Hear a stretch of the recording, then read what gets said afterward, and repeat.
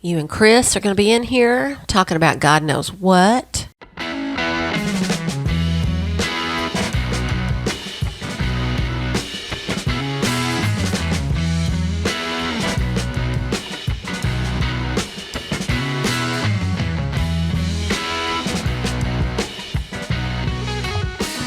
Hello, folks, and welcome to the Retro Show podcast.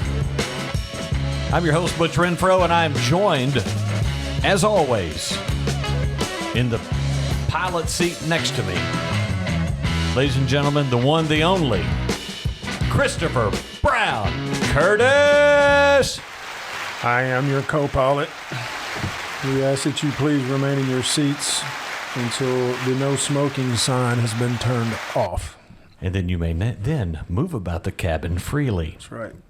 Guys, we are glad to have you here at the podcast. Eventually, we're going to get to the topic. Today's topic is we're looking at 80s comedy. I mean, any comedy that was released during the 80s is kind of fair game. This is kind of the 1,000-foot view. We don't know how long this is going to go on because we had no idea how many great movies were released in the 80s. Conversely, we had no idea how many terrible movies were also released. Yeah, this is a lengthy list, man. Yeah. But there are some really great movies in the 80s, baby. But before we get to that, dude, what's been happening? Just living life. Yeah. I played a lot of disc golf this last weekend. I bet I walked 15 miles. We had a triples tournament on Saturday that was 30 holes. That was 6 hours of disc golf. Great. And then Sunday I played another 36 holes 2 different times. I mean, like 18 and then went another course and played another 18 with my son. So it was fun. You know what I did? Yard work. Yeah. Yard work. If you came to my house, you would know I did not do yard work. Honey-do list. I'll tell you one thing, that it's America, as we record this will probably air sometime July, August, but as we record this, it is just now the kickoff of America's Got Talent. Now, I don't watch the entire series, but I watch the auditions. Highly entertaining. We do it every year. Oh, well, I mean, if it's a tradition. It's a tradition. I would say do it. I mean, I try to find something else to do. But, that's the kind of... that, so. Well, we either do that or we sit in the back and watch birds come to the feeder. She's got me watching this thing on the Duggar family. Oh, that documentary. Yes. Yeah, it's disturbing. Like, I could care less. Yeah. And I told her that tonight. I'm like, she goes, are you going to watch this with me? I'm like, I mean, if you want me to, I will. But otherwise, I'm good. I mean, really. And she's like, why don't you like it? I said, I just don't care what they did in their life. I could care. I didn't care when the TV show was popular. And you don't care now. No. Yeah. Okay. Oh, that's fair. Wait. That is, what's funny is that they used to tell us back in the day,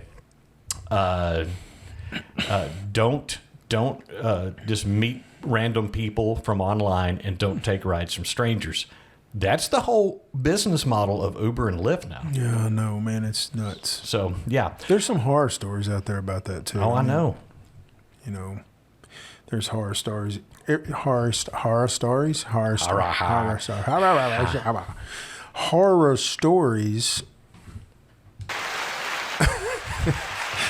of every walk of life these days. I mean, every time you turn around, there's something terrible happening, and I'm about tired of it. Oh. But you got this. And then on that happy note. I was just thinking, me and Cindy were eating in a restaurant a while ago, and it was a Mexican restaurant, and of course the Mexican news is on, and it was just something after something after something, like somebody shot up a church. I couldn't speak the language. I didn't know what they were talking about. That's pretty much all. And see, here's the difference right here, and I'm not going to delve too long into this, but the difference is now is we have a 24-hour news cycle. Right. So their job on any station is to keep you there as long as they can. And there was something that a guy, said a long time ago, and unfortunately it tends to be true. If it bleeds, it leads. Yeah. So, they're always going to put the most terrible stuff. You don't hear the great news stories of the good things that happen out there all the time. It's like always this podcast. Like this podcast, which you can be a part of. You go to retroshow.net. See, that's seamless. That is Segway, seamless, baby. Segway that City. was awesome. Segway City. And you can be a retro head if you go to our Facebook group and join in the conversation. and just jump in. It's got links to all of our stuff. It's just a great place to be. We got some good people showing up there now. So we are going to get onto our topic now, Chris, of comedies from the 80s. And we're going to start off with the year 1980, amazingly enough. Yeah. So this is a really, actually, some very classic movies on here that I would highly recommend. The ones I mentioned especially, and number one, Airplane. I mean, it's the first one on the list, and it's like I marked it too. Listen, it is. If you're looking for highbrow intellectual humor, go somewhere else. Yep, if you're looking for gags and puns, and it's like dad jokes on steroids coming at you at a million miles an hour, sight gags, get this movie. Yep. Just for of seeing the lady that played June Cleaver say, "Excuse me, stewardess, I speak jive." Just hang loose, Bloods. You're going to get you up on the rebound on the middle side. Man, that's perfect. But yeah, just a great, and Leslie Nielsen in that movie, me, deadpan, just never cracks a smile, plays it seriously. You know, I think I only saw him in one serious role. Yeah. Ever. I mean, that I can remember, and that was in Creepshow, and he played a creep. Oh, really? Yeah. Don't you remember? His wife was having an affair, and he drove him out to the beach. Yeah, that was pretty cool. And then they come back for him. Yeah. Oh, yeah. The Zucker brothers, man, they made a fortune off of these type of movies. And they did, hilarious. And there's a lot on this list that the Zucker brothers were involved in. But Airplane, absolutely, you can't go wrong with that one.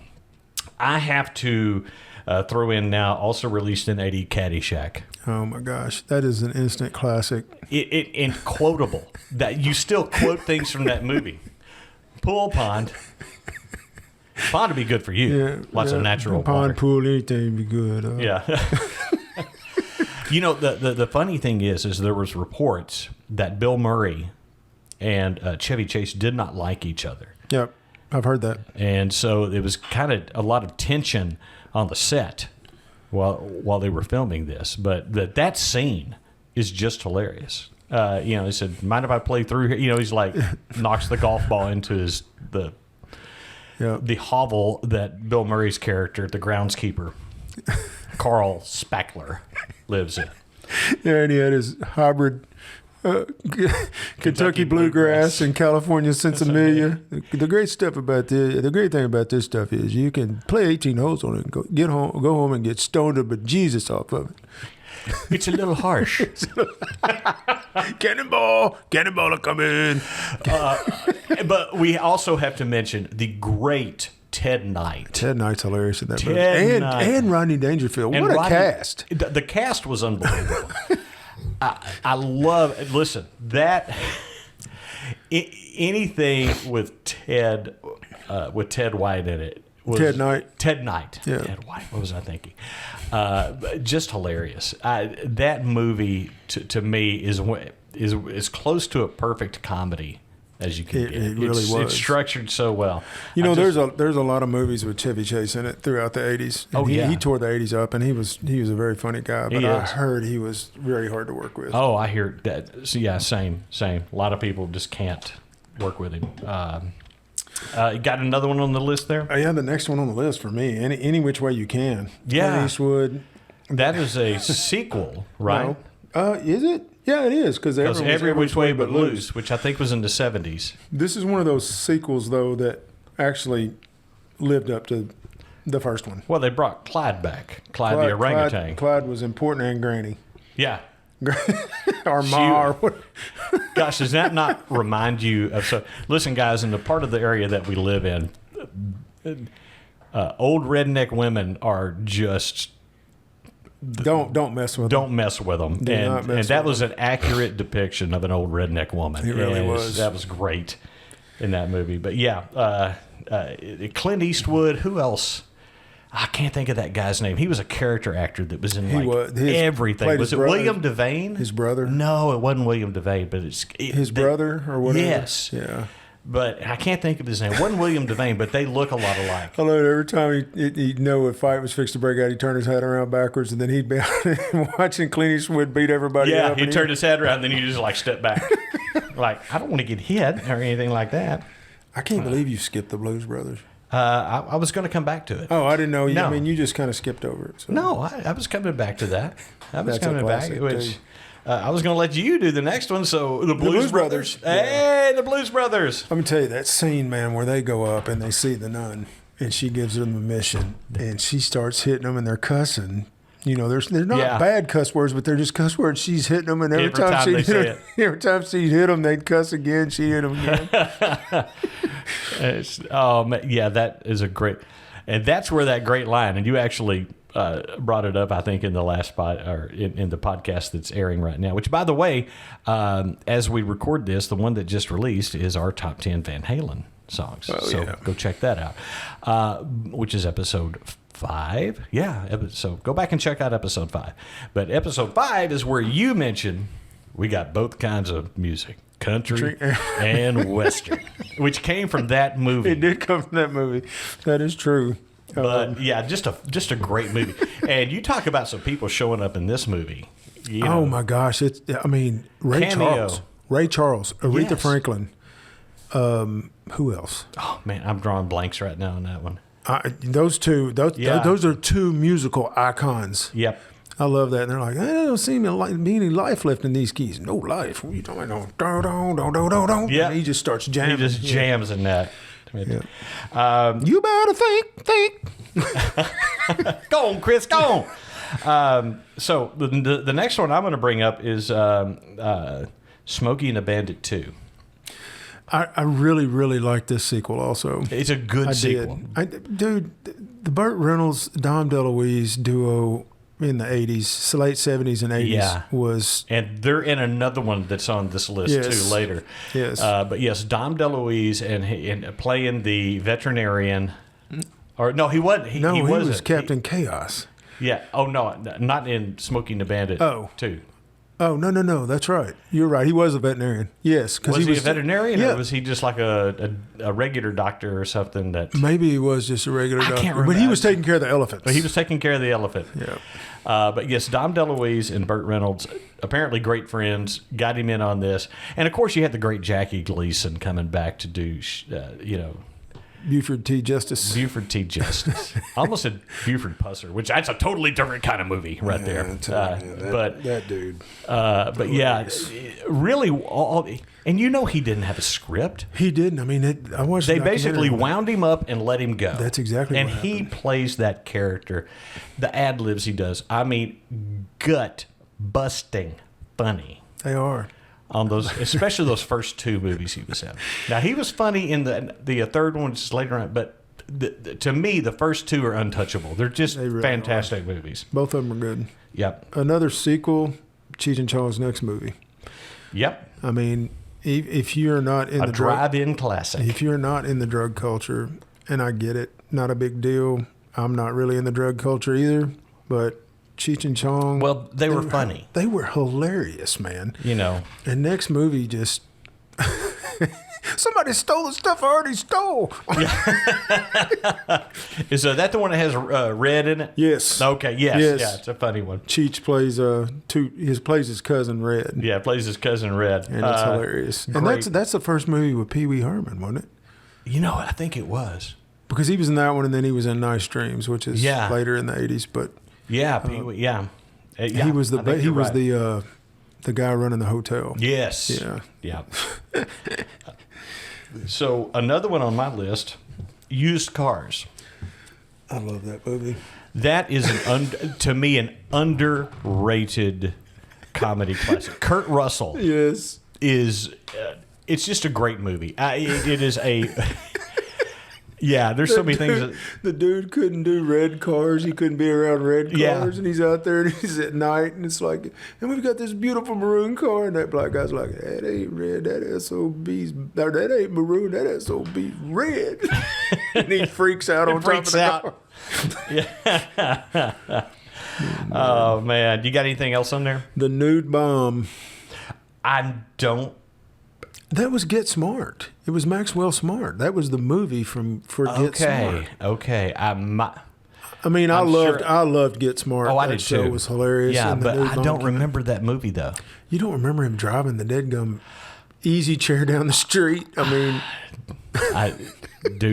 I guess you need to watch it. I mean, it's not great, but it was Maxwell Smart. I'm sure I saw it because, you know, back in 1980, what options did we have but to go to the movies on Friday nights? That's what we did. That's what we did. That's why we know all of these movies, guys. Except for that one. Apparently, I moved that out of my brain to put something else in. Okay, so I'm gonna wind up my part of this with Stir Crazy.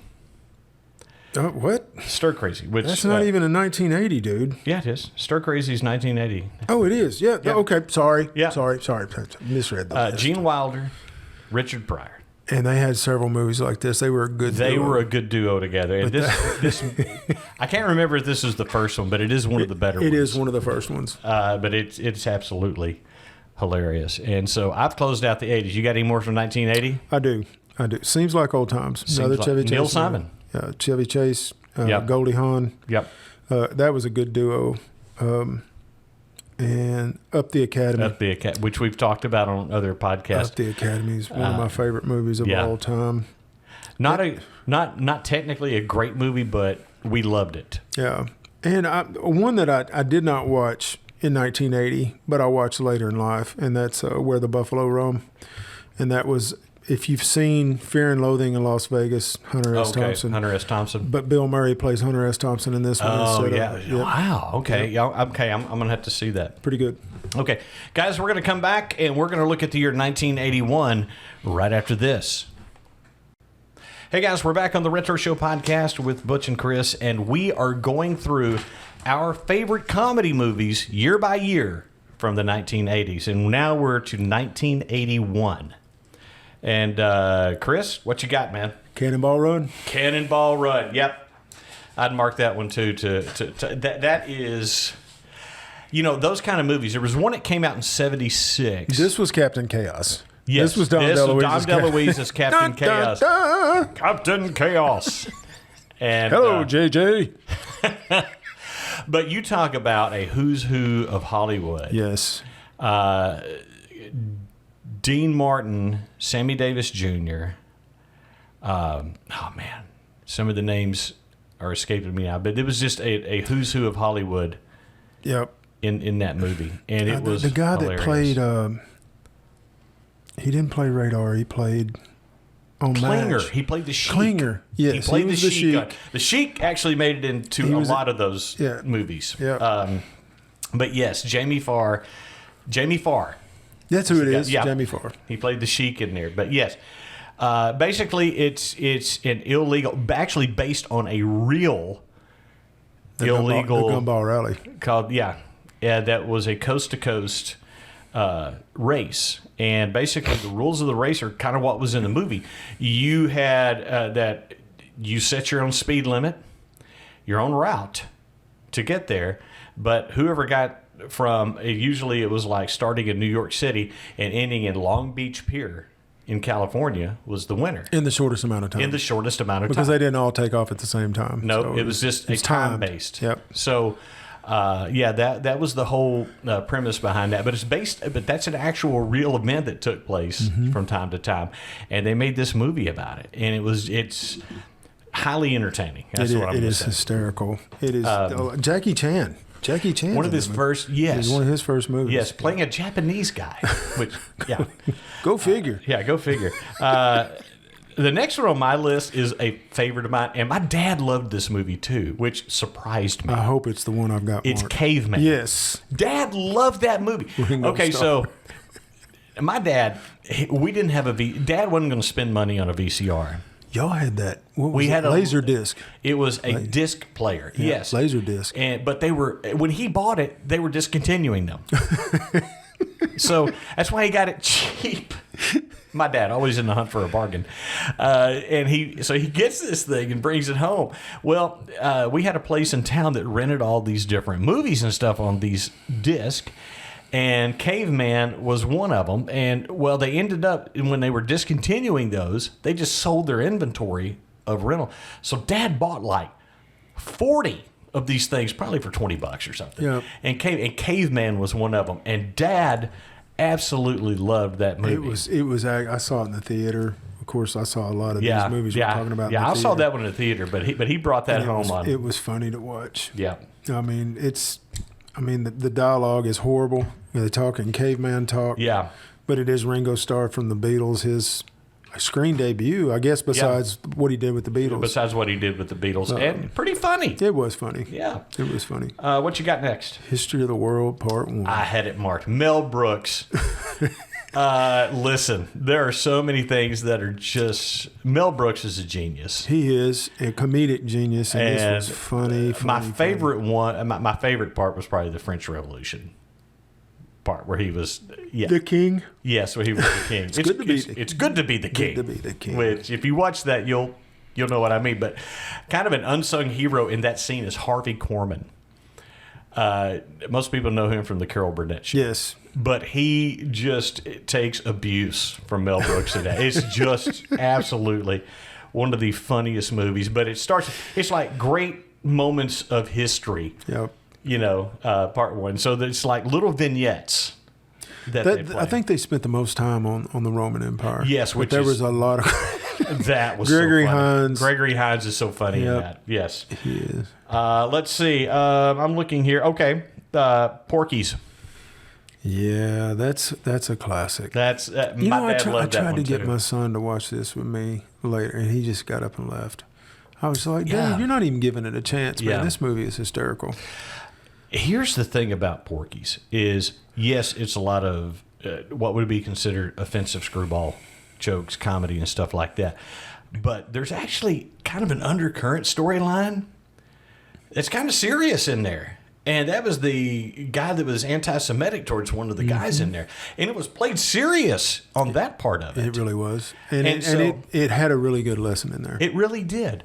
It was good. And my dad loved that movie. I think because it reminded him, that's about the time he grew up, Yeah, my dad too. So, yeah, he loved it. Yeah, he loved that hilarious. movie.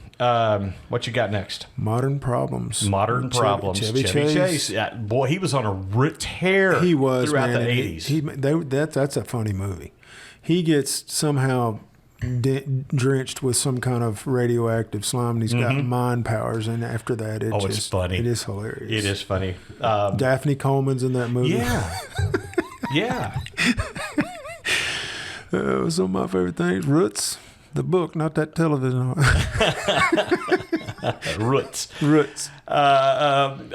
Next one on my list is Stripes. Man. Guys, a lot of these movies we're saying that's a classic. It is. And Stripes it's the is a first time I ever saw John Candy out in a movie role. Now, I'd seen him on SCTV and stuff, but that's the first movie role I saw John Candy He in. gets off that bus and looks in the picture. Hope this is close to the mess hall. How's it going tonight, sir? Oh, listen, that movie, to this day, I'll watch it and literally, even though I know the jokes are there, I know what jokes are coming, I will belly laugh through that entire movie. But Stripes got Bill Murray, Harold Ramis. They're both down and out guys living in New York City, and Bill Murray's watching this ad about joining the Army. So they join the Army and just going through basic training and basically end up almost winning the Cold War by the end of it. So It's pretty good. But my favorite scene may be the scene with where they're all gathered around and the guy that plays Psycho. And you guys touch my stuff, I kill you. And you call me Francis, I kill you. Lighten up, Francis. Lighten up, Francis. Sergeant Hulka. Yeah, our big toe. Yeah. What you got next? Nice Dreams. Cheech and Chong. Cheech and Chong was on a tear too during the early 80s. Those first three movies are hilarious. Still Smoking, which we're going to talk about later. I've got it marked later, I'm sure. But I mean, it was okay. Yeah, there was a lot really there stand up more. Yeah, more so it was than anything else. But yeah, these first three movies are hilarious. Not going to delve too much into that. That's all I've got. 1982. As we kick off, I'm going to go ahead and throw out one that was it was equal parts drama and comedy, because I think there was as much drama as there was comedy in this, and that was Fast Times at Ridgemont High. Even though the comedy stuff was hilarious, there were actual serious subjects being dealt with throughout the movie. And they did a good job with that. They did. They really did. When you take a movie and kind of mix, that, and it still comes out pretty good. But that was a great movie. And the soundtrack is fantastic. Is just fantastic. So what you got for 82? 48 Hours. 48 Hours. Eddie Murphy's really kind of first breakout role. Yeah. He was an SNL star. Yeah. But this was his first big movie. Yeah. And him and Nick Nolte play off each other. They play off. It is hilarious. Yeah. So the premise of that is he was a prisoner. He had 48 hours out. Yes. The deal was he had been on a bank heist or something with two guys that broke out of prison. Right. And the money was supposed to be there, and he had the money hidden. And they were trying to find his vehicle is where the money was stashed. And Nick Nolte's a cop. They killed one of his cop friends, and he's out for blood. And he goes and gets Eddie Murphy out of jail to help him find it. And Eddie Murphy is hilarious. That's funny is that, and you're going to see this throughout this list. And I just mentioned one that was kind of a mix of comedy and drama, or a dramedy. Is that a lot of these were mixtures of genres there, where you had like the buddy cop movie, very much with the comedic bent in 48 Hours. You had the screwball comedies like all the Airplanes and Stripes and stuff like that. But a lot of these are like, mixtures of different things. Like you might have an adventure or a science fiction comedy or something like that. So there's several on this list. Yeah. I have to go because I thought it was not as good, but for a sequel, it was pretty good. It's Airplane 2. Oh, I loved it. I still loved it. It was the same. It was basically the same thing as the first. Why mess with success? Yep. One thing I remember is the guy that played Johnny. And that dude, what do you make of this, Johnny? This? I can make a hat, or a brooch, or a pterodactyl. Give me that. So, and tell you, can you describe the plane? Well, it's red and white, and it looks like a big Tylenol. It's like it's Mayday. Mayday, what is it? Well, it's the Russian New Year. We'll have hors d'oeuvres. But Airplane, and when they had William Shatner playing, and when if you remember the old Star Trek when the doors would open, it made that sound, and so he'd walk up and go to the doors, and they would open up and then close. I mean, it was great. That was just a great sight gags, and like I said, just dad jokes on steroids. I highly recommend it. Yep. What you got next? It is a sequel, and I did like it. It's a comedy, but it's a musical. I know. Grease 2. I had it marked too, man. Grease 2. I liked Grease because back then, Grease came out. I was probably 11. Oh, it was big. 11 or so, and it was on at the theater. We had 2 cinemas. Like 2 theaters in one.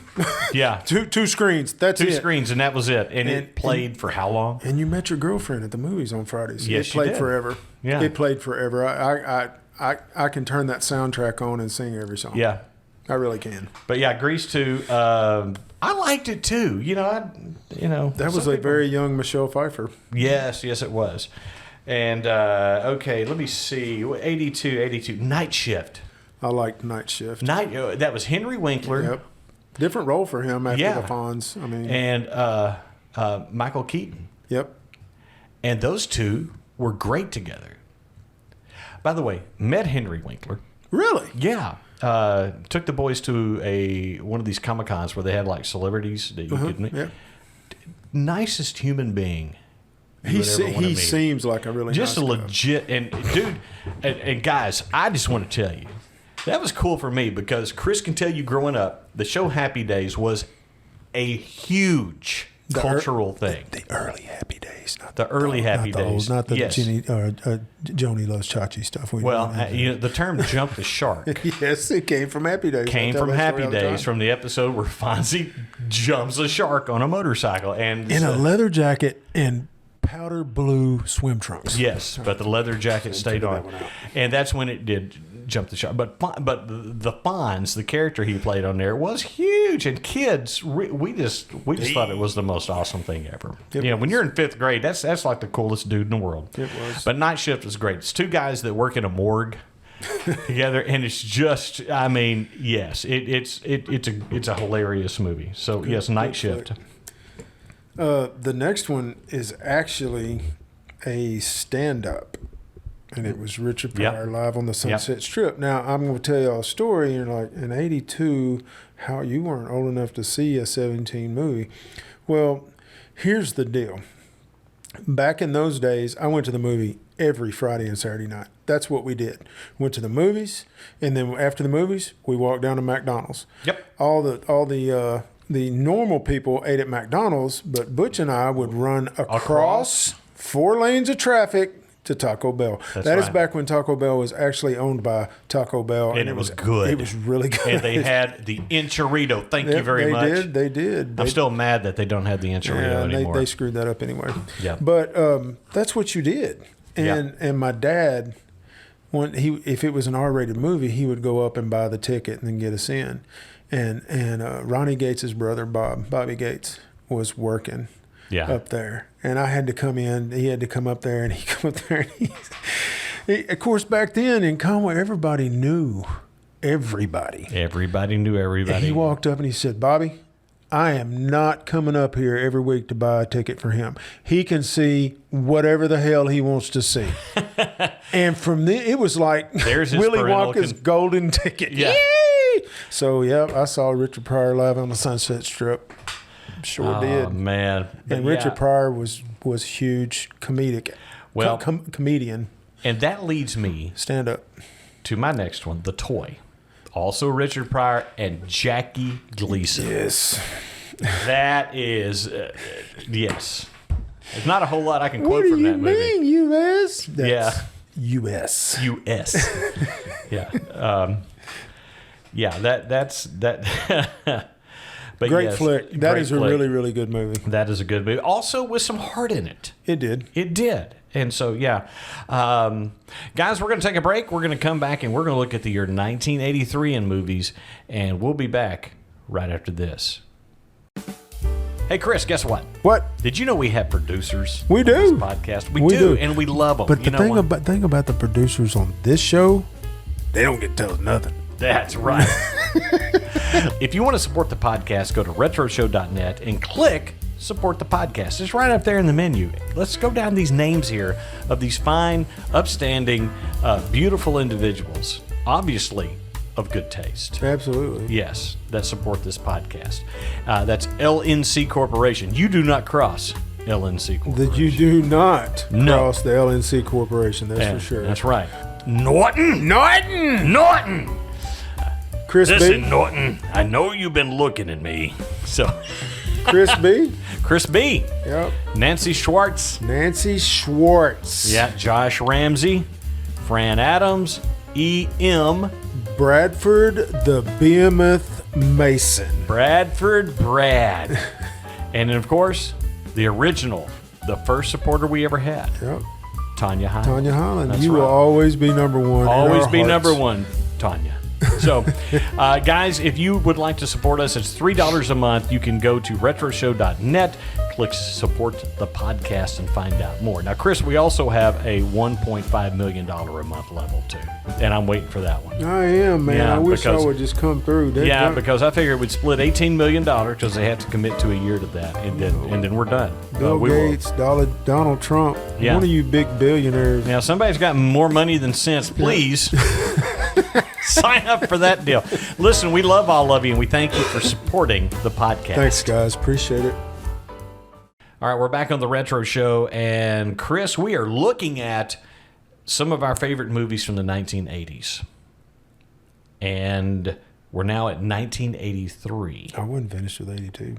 You weren't finished with 82? Then we are going to finish 82. It's the last one on the list. And then we're going to go to 1980. Man, I'm sorry. I should have asked if that was... Zapped. With Scott Baio. With Scott Baio. It was good. Yeah. I mean, it was kind of like the Modern Problems deal. You got some kind of special mind powers. It was funny. It was that, and it had video games in it. It did. Yeah. So I love video games.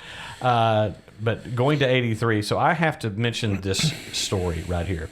I did not see this in the theaters. I saw it 2 years after it came out, and then everybody in the world did. Yeah, and my story on this involves Mr. Curtis sitting over here, because at the time I was working overnights at a radio station, so I would get in at like 7, 8 o'clock and go to bed. And at 9:30, he's beating on my door and says, "Butch, you've got to come watch this movie.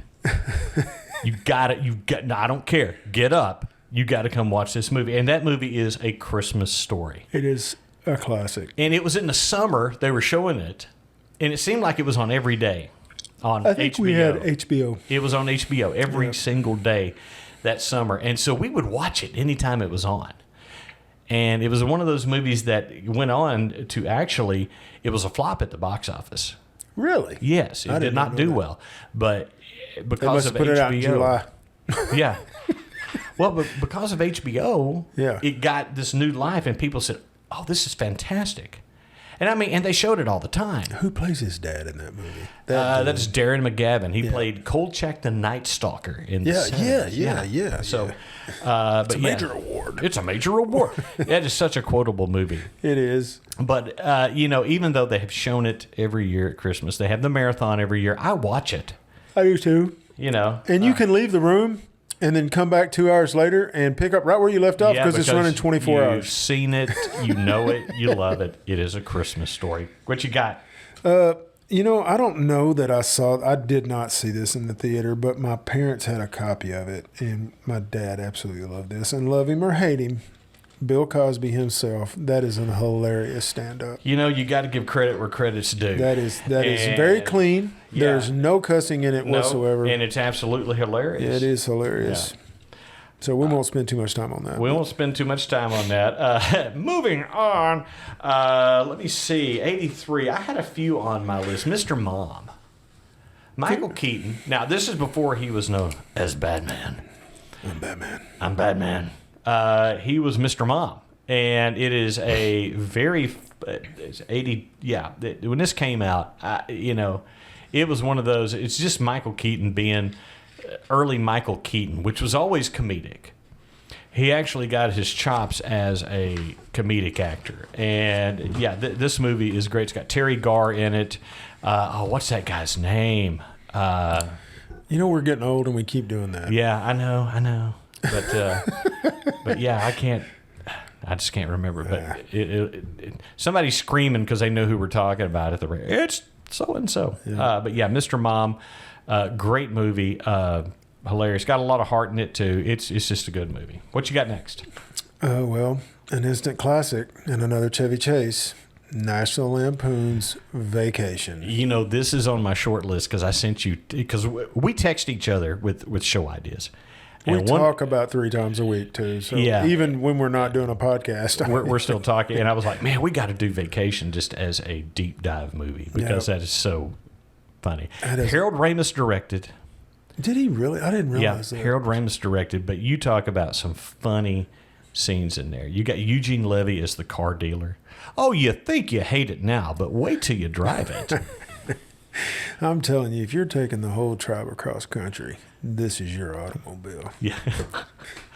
That is such a iconic, hilarious movie. Imogen Coca, who is, just a great actress from the 50s. She was an early TV pioneer in this movie. The scene, I still crack up because it's a terrible joke with the dog. It is. But you can't help but laugh. And I mean, even with her, when the aunt dies, still hilarious. It's like, that's terrible, but I'm laughing. But it is and of course, Cousin Eddie. Dude, that you quote him all the time. I mean, you quote him all the time. We do quote him all the time. I mean, it's just from this movie, from the next movies. I mean, he's an iconic character. Real tomato ketchup, Eddie? Nothing but the best. Yeah, it's just, but there are some, just absolutely. I don't know why they call this stuff hamburger helper. It does just fine by itself. But yes, but this is the one that kicked off the whole Vacation franchise, and it is a classic. If you've never seen it before, which I find hard to believe, it's Chevy plays Clark Griswold, and he is taking his family across country in a station wagon from Chicago to California, and it's just one misadventure after misadventure. Yep. Nothing ever goes right, except for Christy Brinkley in a red Ferrari. Yeah, but but that was just. You're doing 80. Doesn't feel like it, doesn't it? Oh man, yeah, but that's absolutely a classic. Another one that's on the list here is Risky Business.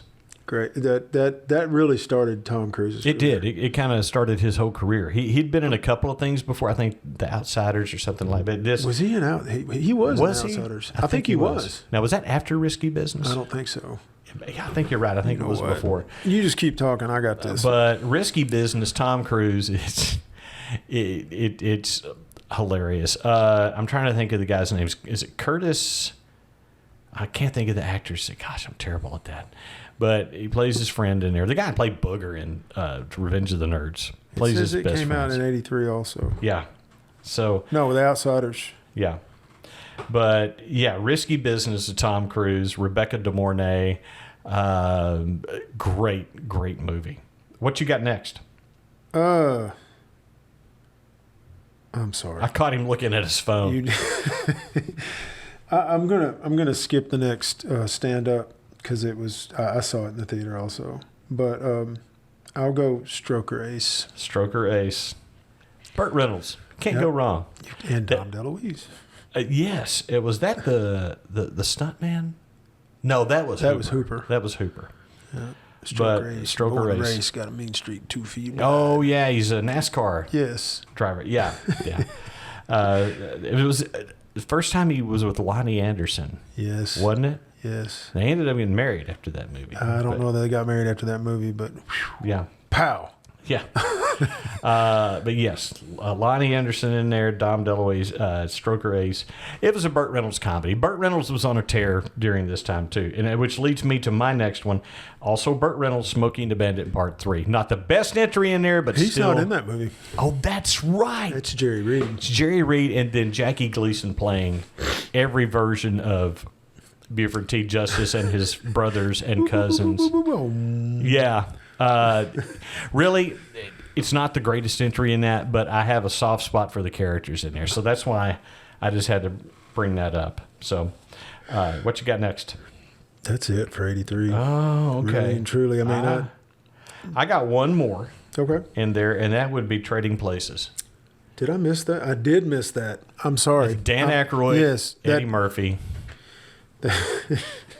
And again, Eddie Murphy is a comedic genius. Yes, he really is. And like I said, he really the 80s were very good. Yes, to Eddie Murphy. Did you notice he didn't do any movies like this later on, where they were a lot of filth talking and stuff like that?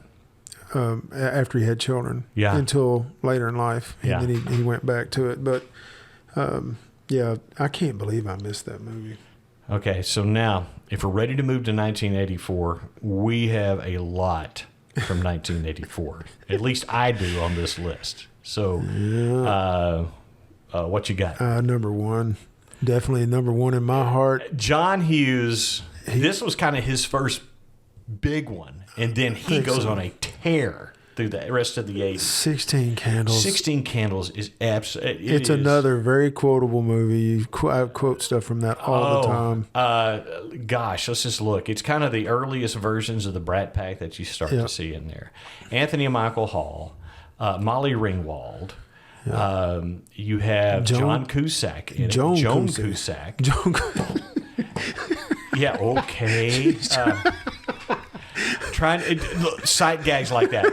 John Hughes tapped into something at that point that we connected with, because all of the archetypes of the nerds and the popular kids and everything we identified with. He got what the social structure was like in public schools in the 1980s. And that's exactly how it was. And that's how it was. And he would go on with that with more of a serious one, which I think is coming up later, The Breakfast Club, which much more serious movie, but still funny. But it's those same archetypes he used in kind of that situation. But man, 16 Candles.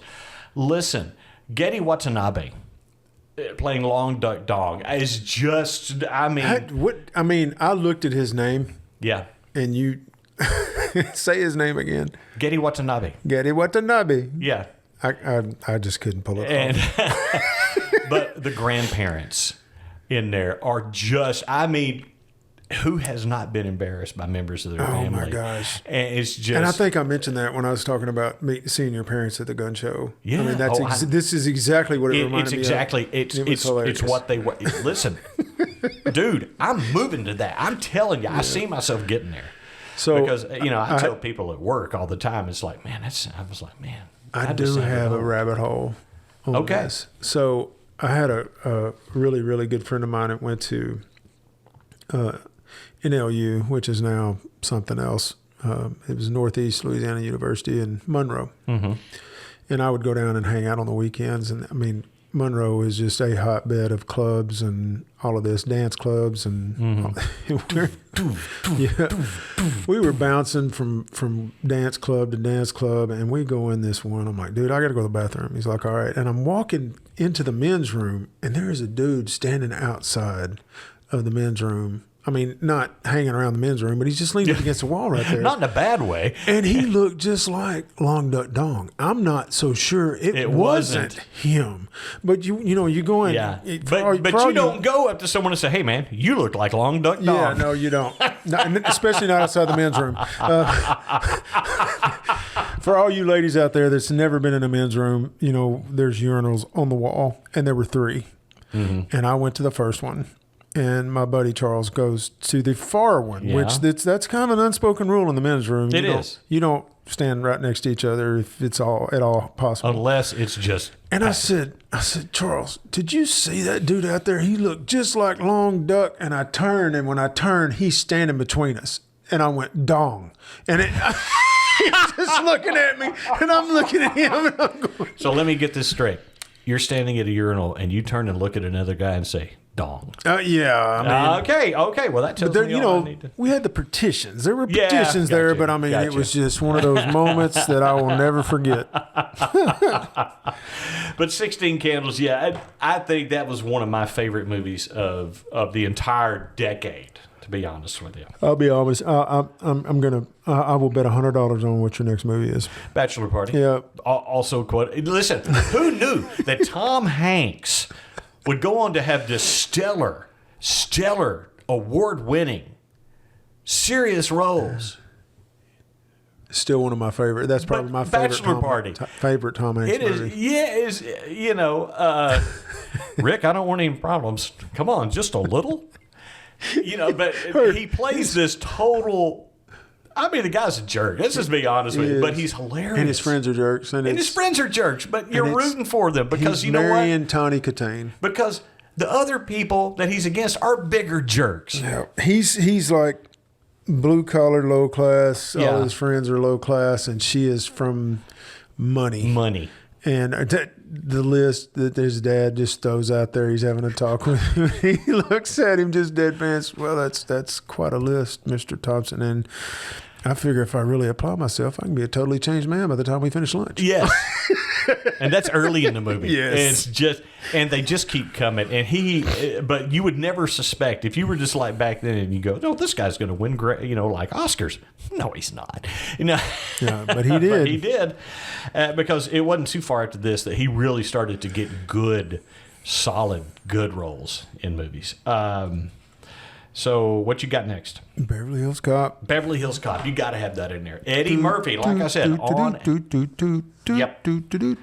which was all over the radio and everything. That theme is instrumental. And that is probably, in my opinion, Eddie Murphy's greatest role. It is. It is. With It's one of the Axel best Foley, movies. Yeah. that's his greatest role. And I mean, he really did a great job in 48 Hours. Mm-hmm. But when he did this really made him into a superstar. It did. I mean, he was a superstar after this movie. I'm going to say Ghostbusters. Oh, great flick! Because it's not the women version, and nothing against women, but there was no reason to remake that movie. there was no reason to remake that. The most recent one that That's was what a I'm talking direct about. sequel. No, there was one that came out after Ghostbusters Afterlife. I haven't seen that. Okay, Good. excellent. Oh, I'll check it out. It's very much. It was written to the fans of the original two movies. It was written for that. It is a great movie. Bill Murray, Dan Aykroyd. Yeah. Who's that guy? Harold Ramis. Harold Ramis, and Yeah. who was the fourth? Annie. Ernie Hudson, who I've met. Ernie Really? Hudson. Yes. But you just meet all kinds of people. I man. do. Well, you take these kids to these Comic-Cons and you'll run into some people every Man, once that's in a while. awesome. But Ernie, as a matter of fact, his wife was there because I don't know if you've ever been to these Comic-Cons before, but when you have a celebrity there, there's a line. You can either just go up and shake their hands and meet them, but the boys wanted their photo made. So a transaction takes place. They ain't there for free. Okay.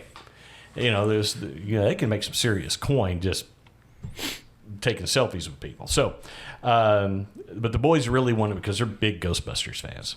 My two sons. So we're in line, and his wife is the one kind of taking them. And I just said, "You guys, I just strike up a conversation." While the boys are getting, she's like, "Yeah, you got any good places we can go?" So I was recommending because they're staying in downtown Little Rock. Yeah, go to the Flying Fish. Do you like seafood? Go to the Flying Fish. So that was kind of a cool moment. Yeah. But yeah, but Ghostbusters also has some great lines. To me, it's just the one I think of, not the funniest line in the whole movie, but it's Dan Aykroyd. It's the Stay Puft Marshmallow Man.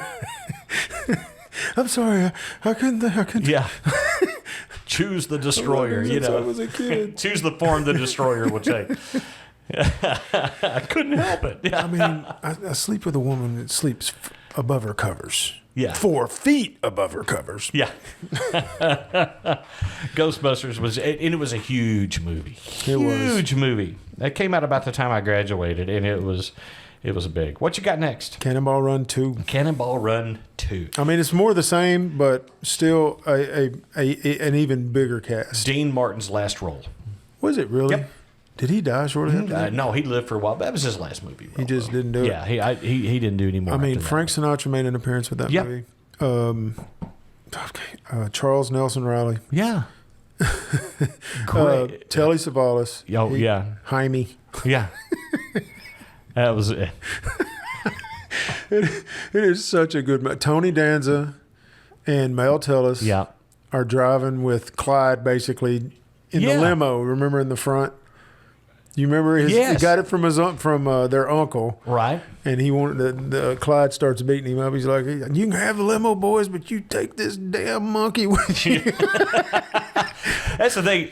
It was, once again, just a who's who of Hollywood. It was. Old and new. It's like everybody wanted to be a part of that movie. Yes. And it's, once again, a cross-country road trip. And it just, like I said, it was the same plot as Cannonball Run 1, but it was, It seems like every score. Now I'm using an old term. Every 20 years or so, Hollywood will do a movie like this. Mm-hmm. In the 60s, it's a mad, mad, mad, mad world, which is a treasure trove of old Hollywood. Some of the last times you saw something. Yes. Like the Three Stooges and all of these. Jimmy Durante. Yeah. I mean, I know we're going Spencer down to the rabbit Tracy. hole. Spencer Tracy. Yeah. Yep. Don Knotts. Yeah. Had a cameo in there. He did the muscular dystrophy. Oh, Jerry Lewis. Jerry Lewis does Yeah. a cameo in that movie. Right. I mean, it's just actor after actor after actor after actor just pops up in this movie. And if you've never seen it, I highly recommend it. It was in the 60s. In the 70s, it was Gumball Rally. Yes. So, yes, you're right. About every 10 to 20 years, they reboot this idea of a cross-country road race. And I think they did one like in the late 90s or early 2000s. Well, I mean, that wasn't actually a road race. Mad World. Mad Oh, Mad that's World. right. They're Jimmy just trying. Durante They're on a treasure hunt. Yeah, he tells them there's this money and it's under this big W. Yeah. And then my dad always thought it was hilarious because right there at the end he dies and there's a bucket there and he kicks it with his leg. Yeah, he kicks it with his leg. Kicks the bucket. Oh man, yeah. Yes. Gumball or Cannonball Run 2. Very funny. My next one, also Michael Keaton, and it's very much the screwball comedy kind of thing, and it's Johnny Dangerously, which is a parody of the old film noir mob movies. Yeah. Send up in there. It's absolutely one of my all-time favorites. Yeah, so you got Michael Keaton, you got Peter Boyle. Yes. Who plays Boss Dundee, and then I'm trying to think of the guy that played. Maroney. And it's like, imagine every bad curse word, but you can get by with, putting in, You bunch of ice holes. You bastages. I'm going to cut you bells off. You fartigan sneaky bastages. Yes. It's like, did he cuss? Not one time. No. But Maroney continued to slaughter the English language. Yes. But Johnny Dangerously is funny. And then... Dom DeLuise has a cameo in that. Yes. He played the Pope. Yes. Yeah. I can't... Joe Piscopo. To me, plays like Johnny Dangerously's arch enemy. Nemesis, yep. His nemesis in there. And it's set in like the 20s, and him and his partner pull up to this thing, and he's like, "You can't park there. It's handicapped." I mean, they didn't have handicapped spaces in the 20s, but he's like, "I'm handicapped. I'm psychotic," and he puts this little thing up there with this little screwed up face. Yeah. Hangs it on the mirror. Yeah. Yeah. Funny movie. Johnny Dangerously. What you got next? What year are we on? We are on 84. 84. Romancing the Stone. Romancing the Stone. Yep. Michael Douglas. And what is her name? Meanwhile, that is sad. To the internet. Because she tore up the 80s too, and now I can't think of her name. All I've got on my brain is Katharine Hepburn, and that just wasn't her. No, it wasn't her. Let me see here. Kathleen Turner. Yep. As soon as I brought it up, Danny DeVito. Yep. In that one. But yes, Michael Douglas. It's kind of an adventure comedy. It is. It's very much an adventure comedy. It was kind of a take. I don't think you would have had that movie without Indiana Jones. No, and that's exactly what I was thinking. When I said adventure comedy, Yeah. I mean it was kind of. Yeah, but it's not set in that time period that Indiana Jones. It's but set you modern wouldn't day. have it. But it's still that whole kind of the pacing and everything. The little getting out of trouble. Yep. The sliding down. It very Indiana Jones like. Yes. In that. So what you got next? Revenge of the Nerds. Dude, that's another quotable movie. That's another quotable movie. And we quote it a lot. We really do. And all you got to do from our era, if you bring up any quote from Revenge of the Nerds, especially in our friend group, everybody's going to know what you're talking about. Everybody's going to know what you're talking about. But yeah, Revenge of the Nerds. I'm trying to think. He was on ER. And he had hair when he was Revenge of the Nerds. Oh, Anthony Edwards. Yeah. So you had Anthony Edwards, you had Robert Carradine, Curtis Armstrong, who was also in a lot of 80s movies. He was also in Ogre. No, the one who played Booger. Oh yeah. In there, he was in a lot of those movies. So was Ogre was in a lot of 80s movies, but I can't remember his Donald name. Gibb. Yeah. He usually played a heavy. Yeah, in a lot of those, but he played a very comedic guy in that one. But yes, the very picturesque dumb jock. Yes, I mean extremely dumb as a box full of hammers. Extremely dumb jock. Yeah, but yeah, great movie, hilarious. So you got anything off of this? Yeah, man, Top Secret. Yep. Zucker Brothers again. The guys that brought you Airplane 2, Top Secret. I know a little German. There he is. He's sitting over there. Okay, so it's so hard to explain this movie to people. You can't. Just don't. Just go watch it. Just go watch Top Secret. But let me just go ahead and say Val Kilmer's one of his first roles, wasn't it? Yes. Val Kilmer he kills in this movie. He does. There's a scene in a prison cell with his that I die when I see it. I do too. But yes, that and the two dudes in the cow suit. Yes, the two dudes in the cow suit. Yeah, and the we gotta go. Don't be in a hurry.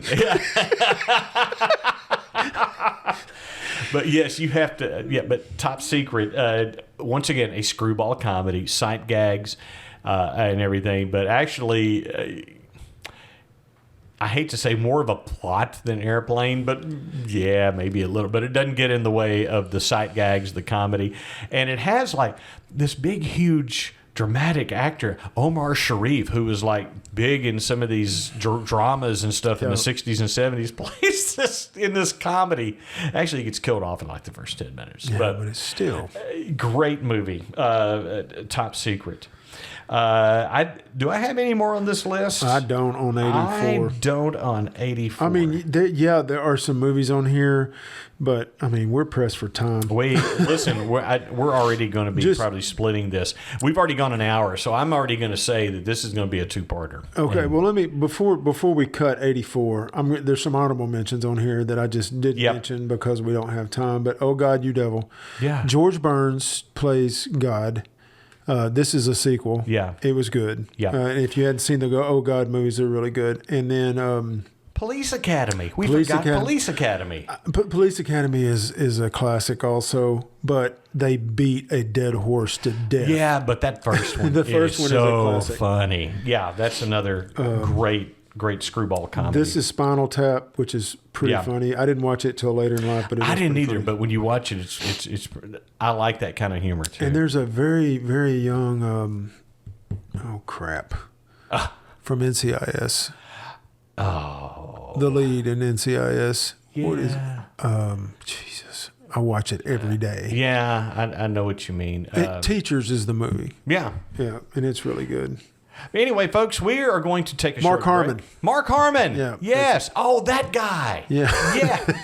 Gibbs. Gibbs. But actually, I just screwed up because he's not in Teachers. He was in summer school. Yeah. All right, guys. We are going to take a short break, and we will be back with 1985. Yeah. Sorry, Jarrett. We are now at the year 1985. I believe it's your get.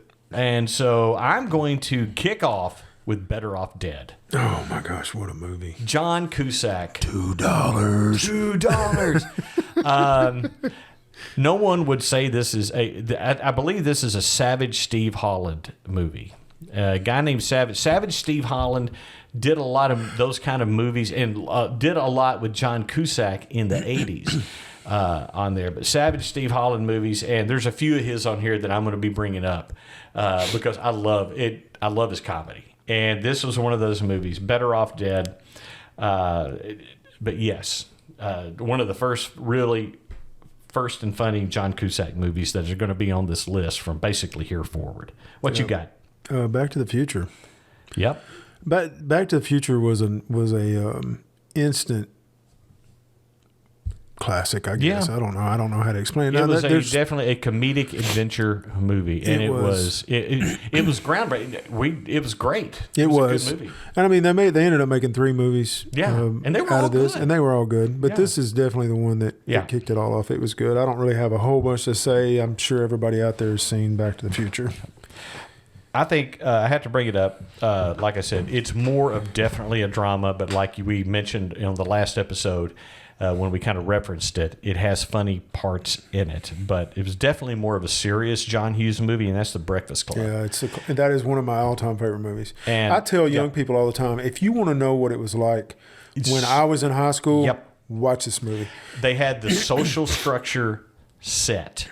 Period. In that movie. It was how it was. And if you've never seen it, they are in Saturday detention. Yep. And you've got Emilio Estevez is the jock.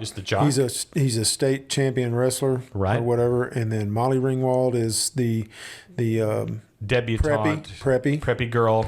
Yeah. Judge Reinhold Is that right? Judd Nelson. Judd Nelson. I always get those two. The names confused. Yeah. Not the actors. He's the criminal. Hood. The Hood. He's the Hood. We used to call him Hoods here. I don't know what you call him, but he was basically a criminal. He was the Hood, and one of the best characters on there. Yep. And then Anthony Michael Hall was the geek. Mm-hmm. He was the studious kid, the A student. Yep. And then you had Ali Sheedy as the freak. Yeah, just what the hell happened to you? Yeah. And all these people were in school with us. Yes. I mean, honest to God, every one of them were in school with us. And I loved every one of them. I did too. And I love that story in it too. The character development. Yep. And it's supposed to be just one day of detention. And you're thinking, well, how'd they do a movie like that? Trust me. If you have not seen this movie, you need to watch The Breakfast Club. Yep. It's, like I said, mostly a drama, but there's some hilarious scenes in this movie. You know, it sounds like, we grew up in a separated school, but you can ask Butch. I knew everybody. Yeah. And I hung out with everybody. I didn't care who it was. Yeah. I mean, that was to just anybody. me. I would too, and I would hang out with them. And if they were doing something fun, hell, let's roll. Yeah. We'd go do something fun. So. Yeah. What you got? Brewster's Millions. Brewster's Millions. Richard Pryor. And John Candy's in this movie. Yep. His great uncle or whatever. Yeah.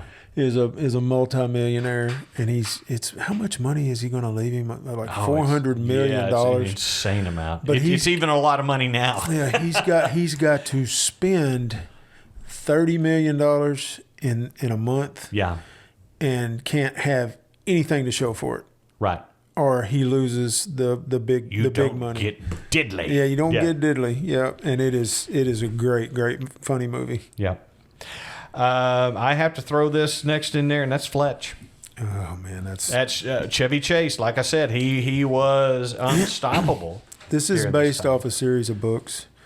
Chevy Chase plays an investigative reporter. Also quotable parts. Yeah, of that. very much so, and it is absolutely one of my all-time favorite movies for sure. And it was written for Chevy Chase. It was written for Chevy Chase. His delivery, his timing. Yeah. The deadpan. It's probably his best role. It is ever. I mean, in my opinion, I think it is too. Because he did make a couple of stinkers. He did. 80s. I mean, everybody did. Everybody did. It was real hit or miss times. So, what you got next? You skipped right over Clue.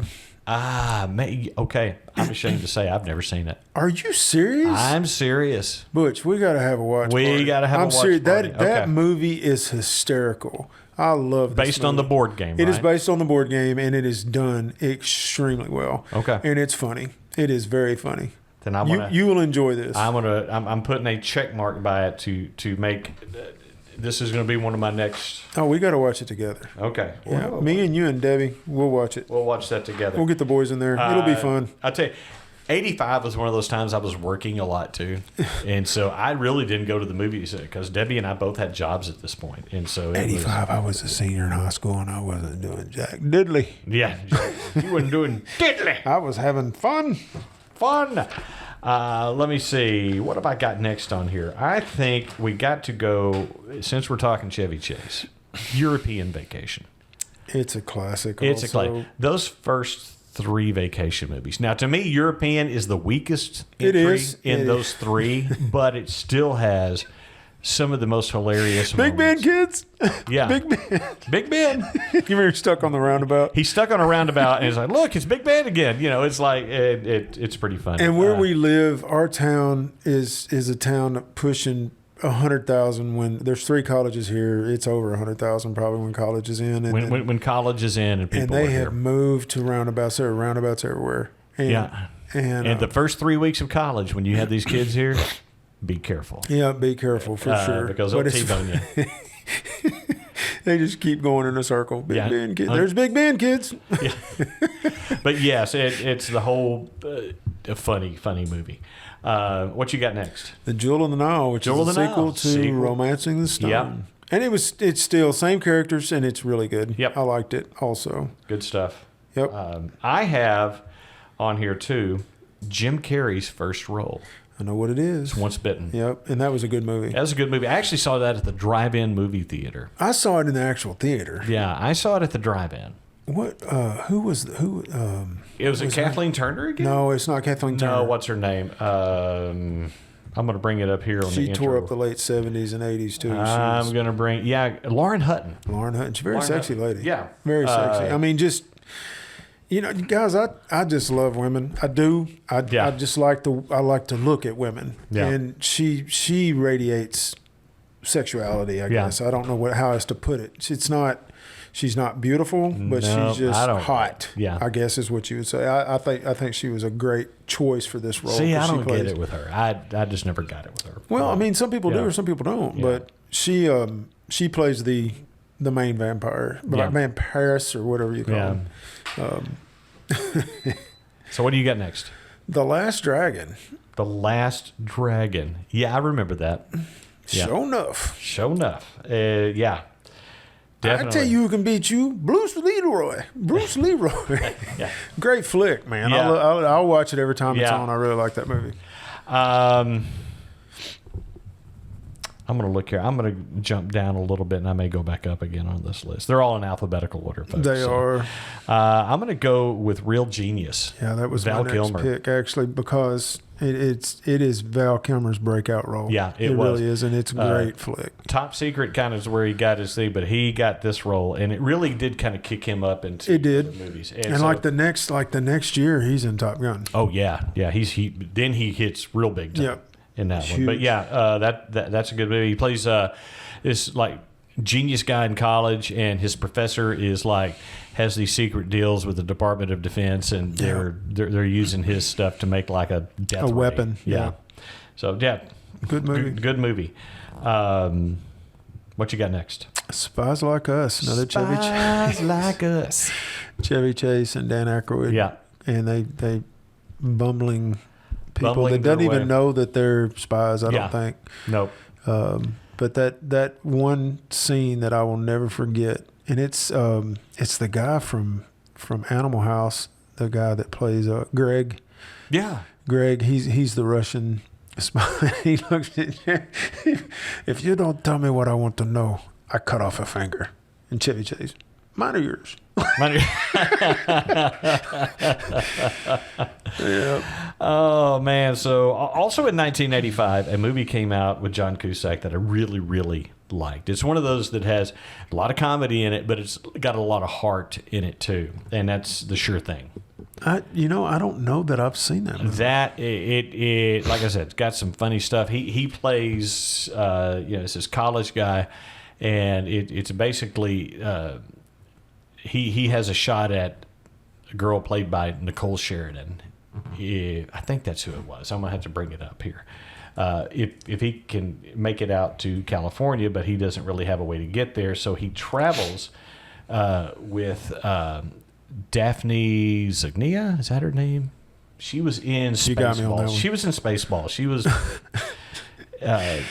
But yeah, but they're traveling across country, and they can't stand each other. They're actually polar opposites, and they end up being friends. And then, by the end, they realize that they love each other. She's the sure thing. She's not. She ends up being the sure thing. Yeah, she ends up being the sure thing, and it's a great, actually a good message in the movie at the end. But it's hilarious. Parts of it are just funny because they did such a good job of writing this because they really can't stand each other at first. Yeah, I may have to check this out. Yeah.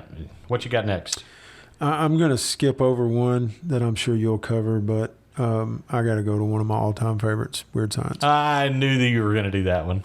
Weird Science. I saw Weird Science the fall of '85 in Fayetteville, Arkansas. Yeah. With Joe Thrash. Joe was one of my best friends growing up, and he was going to Fayetteville, and we went up there and we went to the movie to see Weird Science and laughed. That is still Bill. We'd mentioned that Bill Paxton was in this movie playing just the most obnoxious older brother, Chet. You're screwed, but what? Yeah, I mean, just absolutely detestable in this movie.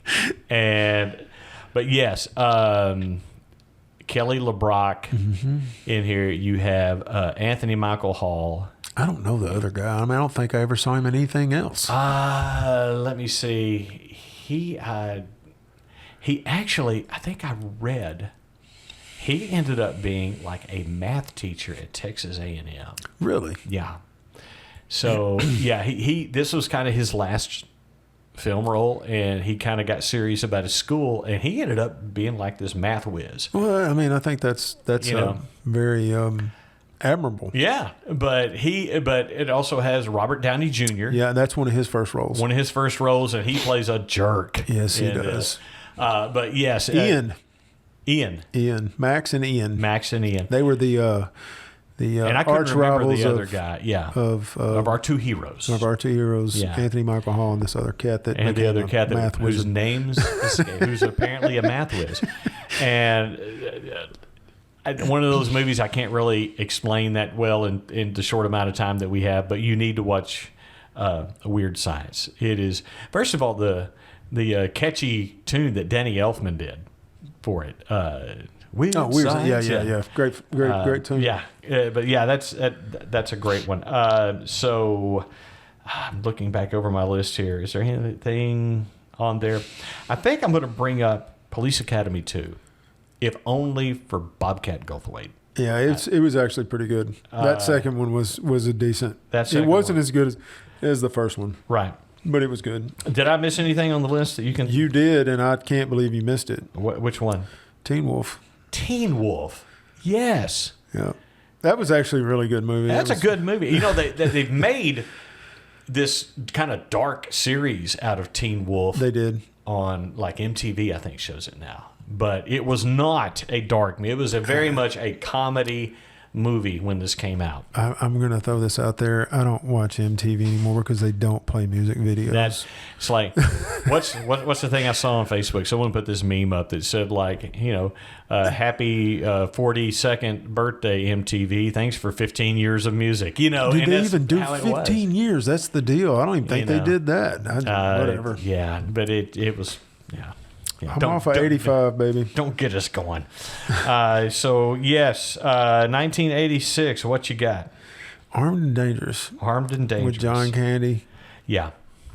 Well, absolutely. One scene in that movie, and the whole movie's it's funny, but the one scene in that movie that I absolutely lost it on is when he's on the motorcycle on the bridge and it breaks down. Yeah. And he's got on got on that leather riding stuff, big long coat, looks like something out of World War II. Yeah.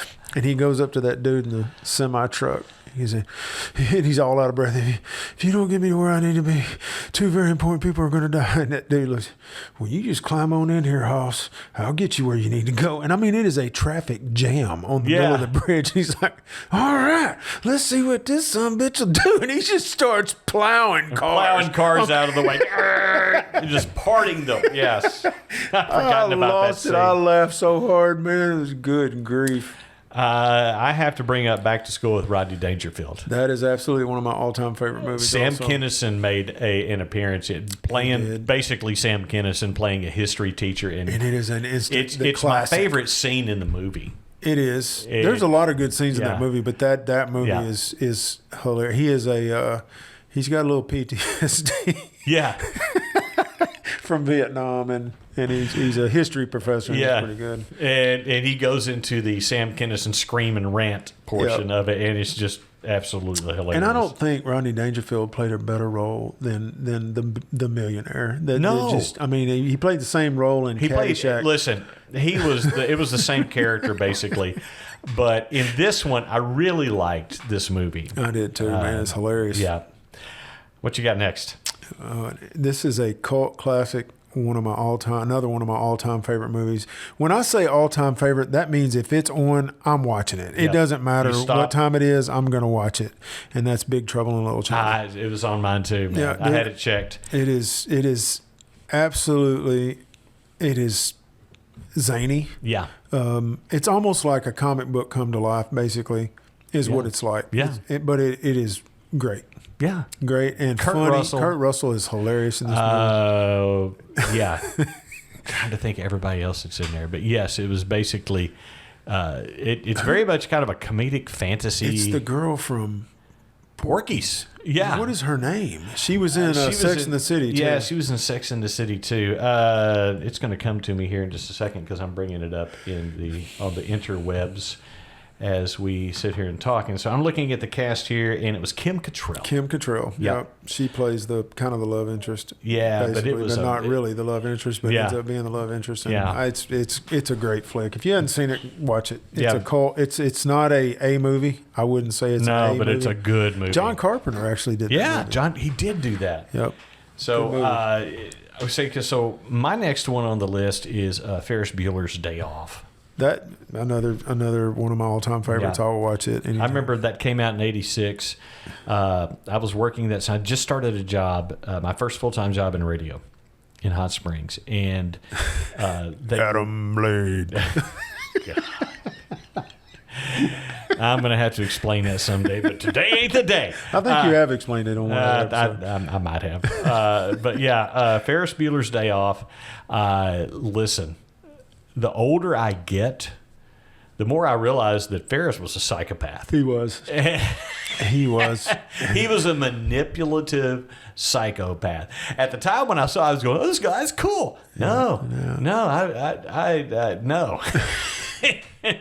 As a parent now, I'm like going, well, this kid needs psychological help. He's a narcissist. He's a psychopath. He's showing all of these danger warning signs. But yeah, we watched the movie, and it did have some funny scenes in it. Yeah, and a very nice car. Yeah, and a very nice car.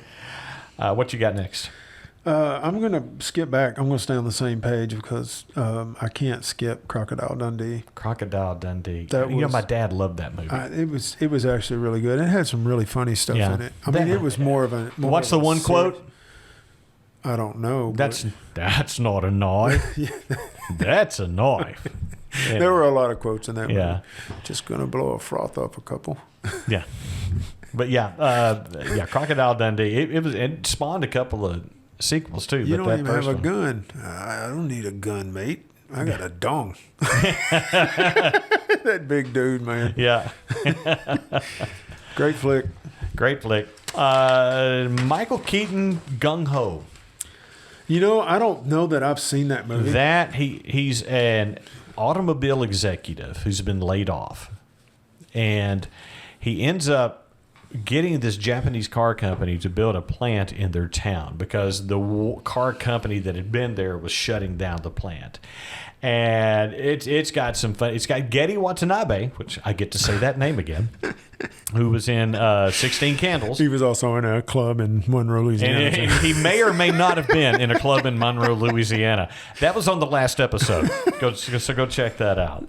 But yes, Gung Ho. It's one of those Michael Keaton movies. He was starting to get more. It's like there were some serious scenes in this one too. It was more where he was starting to kind of branch out a little bit. He was turning into Batman. He's turning into Batman, which a lot of people don't realize.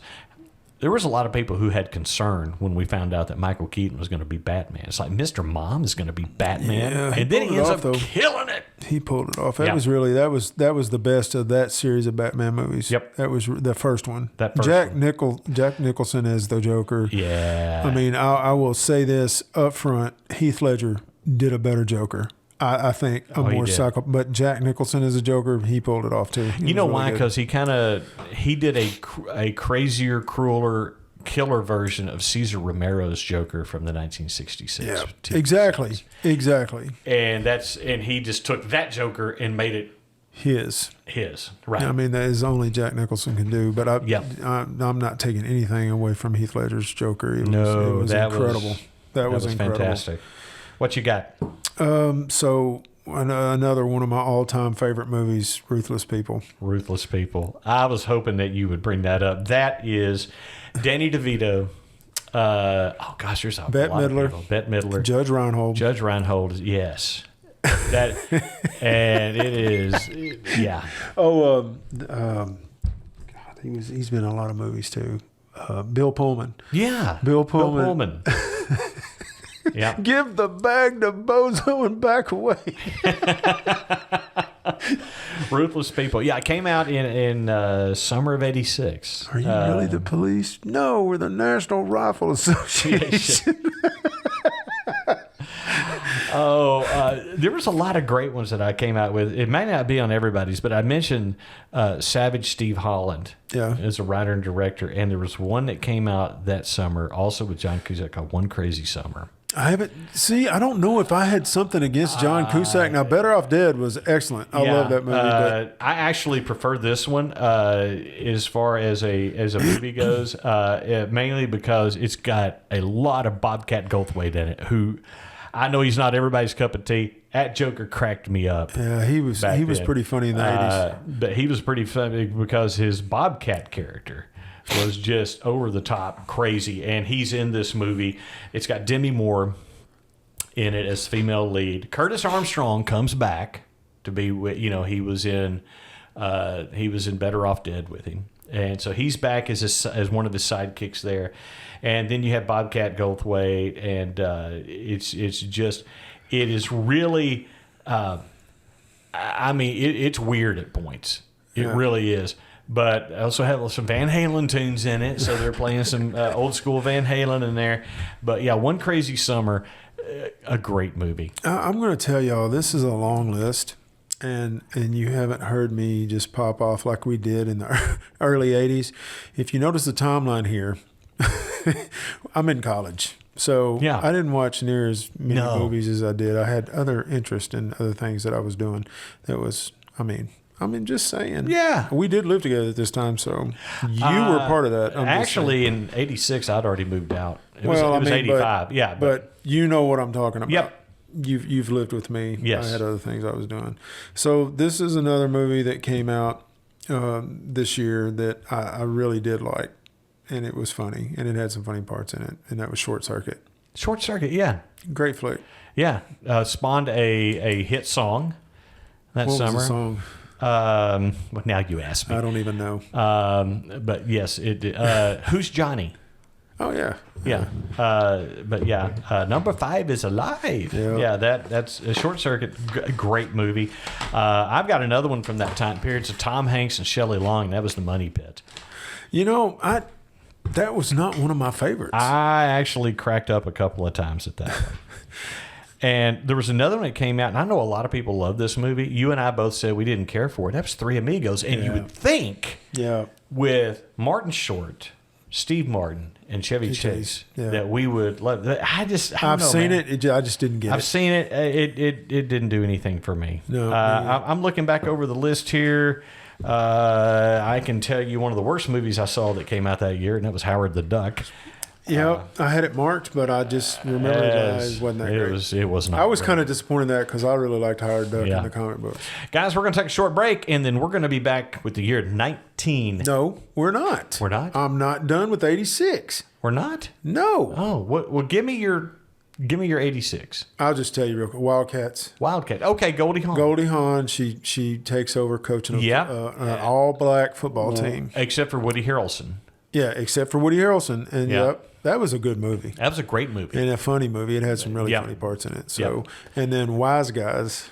Yeah. That was it was the two old guys, and I can't remember their name. Yes, but that was funny. It was Kirk Douglas and somebody else. And I can't think of who else. But they were like old. I keep wanting to say Robert Mitchum, and it wasn't Robert Mitchum. It was because I saw that in theaters. Yep.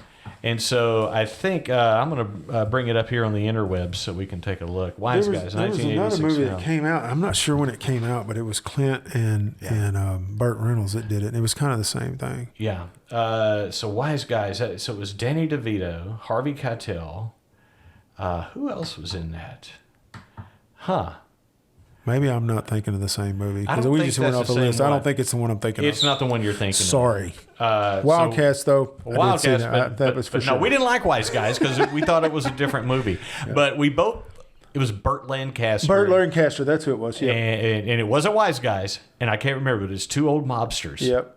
And that's what I thought that was. But I guess I was wrong. By the way, I'm going to chase a rabbit right now. If you have not watched Tulsa King, if you haven't watched Tulsa King yet, have you watched it all yet? Yeah, I watched all of it. We loved it. We started watching it. Debbie said, "Okay, we got to watch the rest of this." It is. If you don't have Paramount Plus, you probably can't watch it. But if you do watch Tulsa King with Stallone, it's really good. Now we're going to take a break. I'm sorry. And when we come back, he ain't running nothing around here, guys.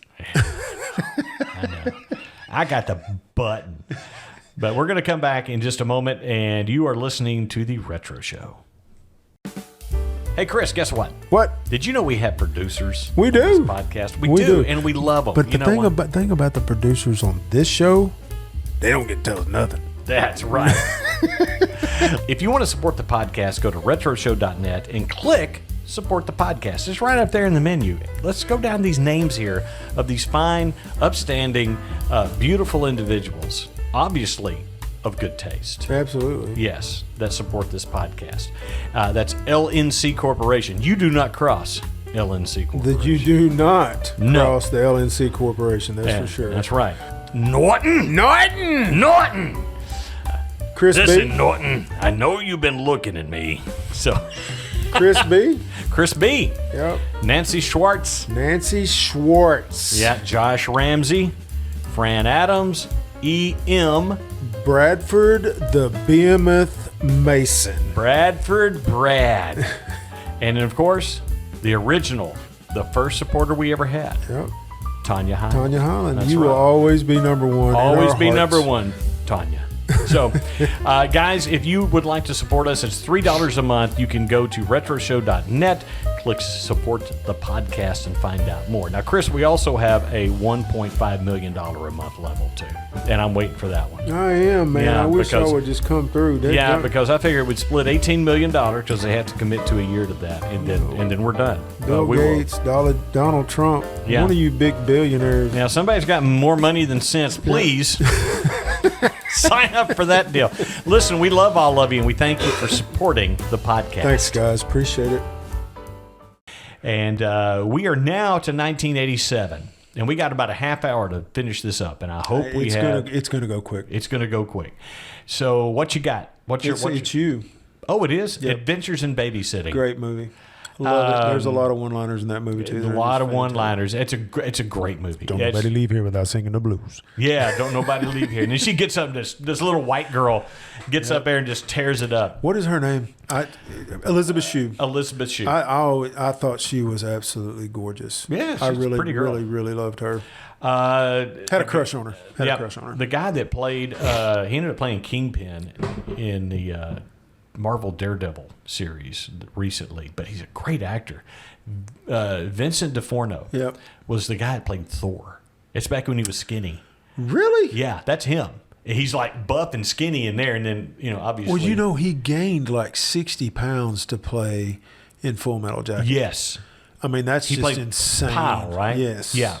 Yes, and I don't think he ever lost that weight. Yeah, but he played Thor in that one. Because as a fat guy, I understand that it's really hard to lose weight. Yes. Preach, brother. But yeah, Adventures in Babysitting, that's a great movie. I have to bring up one here that is Amazon Women on the Moon. It was the same guys that did Airplane and all that. The Zuckers? The Zuckers. But it is a bunch of short. I think it was. Let me bring up here. I might be wrong. Disclaimer here. I've never seen this movie. I'm just saying. I'm going to play you parts of it before you leave. But yes. This is what I live with. Yeah. Well, we don't live together, but you know what I'm saying. But well, you're over here every week. Yeah. So let's see here. It's basically just unconnected humor sketches. Then I will have to check that out. Yes, and it had like a whole bunch of different directors on there. So it wasn't the Zucker brothers, but it is by the same people who brought you Kentucky Fried Movie. Oh my gosh. If I'd have known that, I'd have watched it. It's the same guys that did it. It's the same kind of movie. So yes, Amazon Women on the Moon. That gets my point. I laughed myself. So Kentucky Fried Movie was kind of the forerunner of that slapstick comedy. Yes. That the Zuckers perfected with Airplane. Right. Kentucky Fried Movie still got some hilarious parts in it, but it's not as good as Airplane. I didn't think. No, but it is. But Amazon Women on the Moon is definitely worth checking out. I'll have to check that out. All right, what you got? Beverly Hills Cop 2. 2, just as good as the first one. It was very good. That Axel Foley character, Eddie Murphy had it down. He knew how to play it. It connected with audiences, and people responded by going to see it. And it was just a really good movie. Still had Judge Reinhold in it. Yeah, it had all the same characters from the first one. Bronson Pinchot, his character in there. Is that the dude that he called President Ford? Is that who you're talking about? No, Bronson Pinchot played the gay man in the I think the coffee shop. He was Cousin Balky on, Oh no, you're talking about the first movie. He was in first movie. He was the his friends. Yes. In her art gallery. Great scene. Yeah. Great scene. But Beverly Hills Cop 2. I cannot. Let's see what else came out in '87. Okay, this is one that was equal parts heartbreaking parts of this movie, but the funny stuff was insanely funny, and that was Robin Williams in Good Morning Vietnam. I love that movie. You've walked in my garage. I worked in a video store in the 80s, and that movie came out. Yeah. And I begged for the cardboard cutout of Robin Williams giving the peace sign as Adrian Cronauer. Yeah. And that's based on a true story. It's based on a real guy. Yeah, it's based on a true story. But that is a movie. I mean, they sold it at the time as a comedy. Yeah.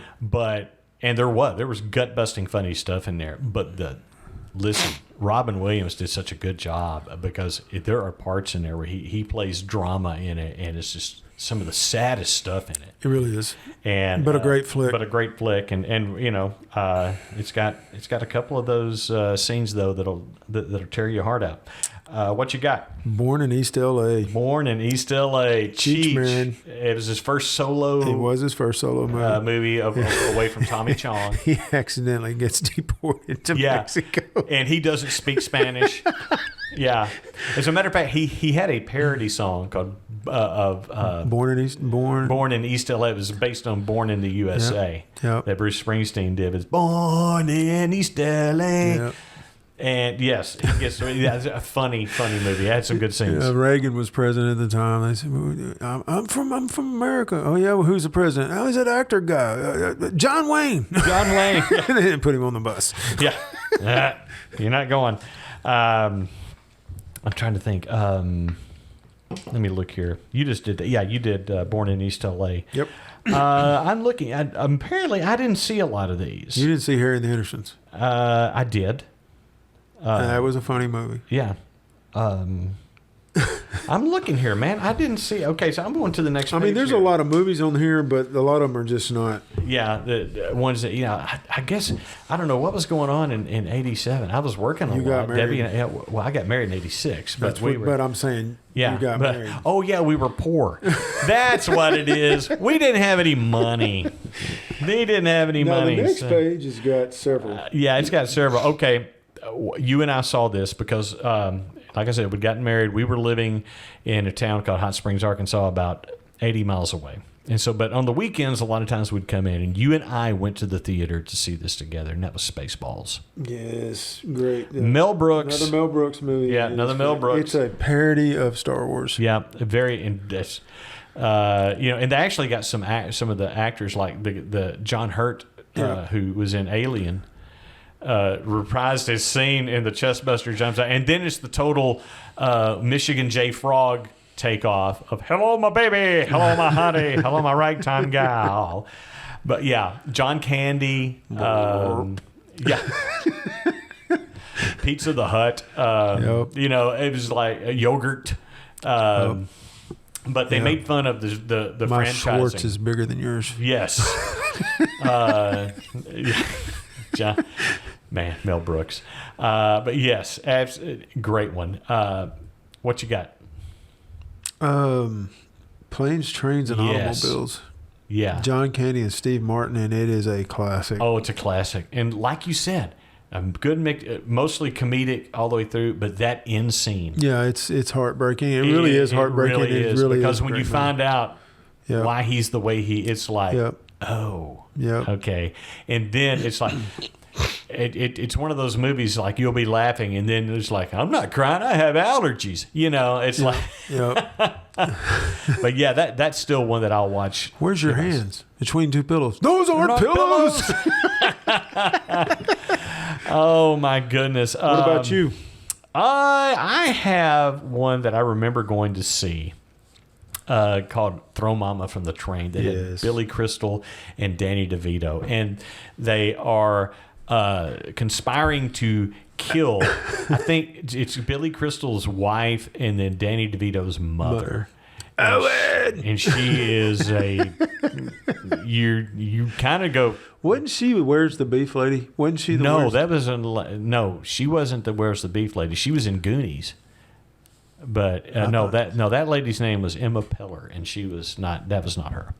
I'm frightened that you know that, dude. I'm frightened that you actually know that. I know the most random things. Well, that's why I think we both do. I may not kill every question on Trivial Pursuit, but sometimes those ones come up that people look at me and like, how do you know this? I said, I don't know.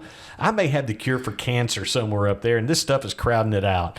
But yeah, throw mama from the train. They're conspiring to kill each other. And so, yeah, it's a dark comedy. It is a dark comedy, but it's very funny. One that I really, really liked, and again, it's one that I'll watch when it's on, and that's Overboard. Kurt Russell and Goldie Hawn. Yeah, that's I think where they met, wasn't it? Probably. And then they ended up getting hit, or not. They never really tied the knot, but they were. Goldie Hawn gets knocked off the boat. She's filthy rich. I mean, she doesn't know who she is. Yeah, she has amnesia. And he pretends that she's his wife. Yeah. Yeah, it's basically kidnaps Goldie Hawn and all his kids that he's got. It's proof that Stockholm Syndrome works. No, that's Beauty and the Beast. Yeah. Stockholm Syndrome is a good thing. So let's see here. Let me look here. Anything else on this list that I would bring up as something that I saw? I was going to say Revenge of the Nerds 2, but I think at that point, the first one is so good. The second one was not. I've got several here that are just mentioned. I've already mentioned Summer School earlier. Yeah. I thought it was Teachers, but it's Summer School with Mark Harmon. Right. That was a really good movie. 3 Men and a Baby. 3 Men. That's a good movie. Really classic movie. It's funny. Yeah, that's actually. So who you got? You got Tom? It's Ted Danson. Ted Danson, Tom Selleck, and the dude from Steve Guttenberg. Yeah. Out of those two, I've actually sat and had a conversation with Ted Danson once. I actually ate dinner next to him and Mary Steenburgen in Juanita's in Little Rock a long time ago, because Mary Steenburgen's from Little Rock, so they would come in. Well, the Mary Steenburgen reason is the reason I met him, because guys, does Debbie know? I worked at a television station, guys, for years, and so one of our anchors was actual friends with Mary Steenburgen. They'd been gone to high school together. And so Mary was a pretty common sight in the hallways, because she would come in to visit Ann, or, that was our anchor there that she knew. And one day she shows up to do with Ted Danson. And so I've gotten to meet a fair amount of celebrities. I can't say that any of them were jerks or anything like that. Ted was okay. Yeah.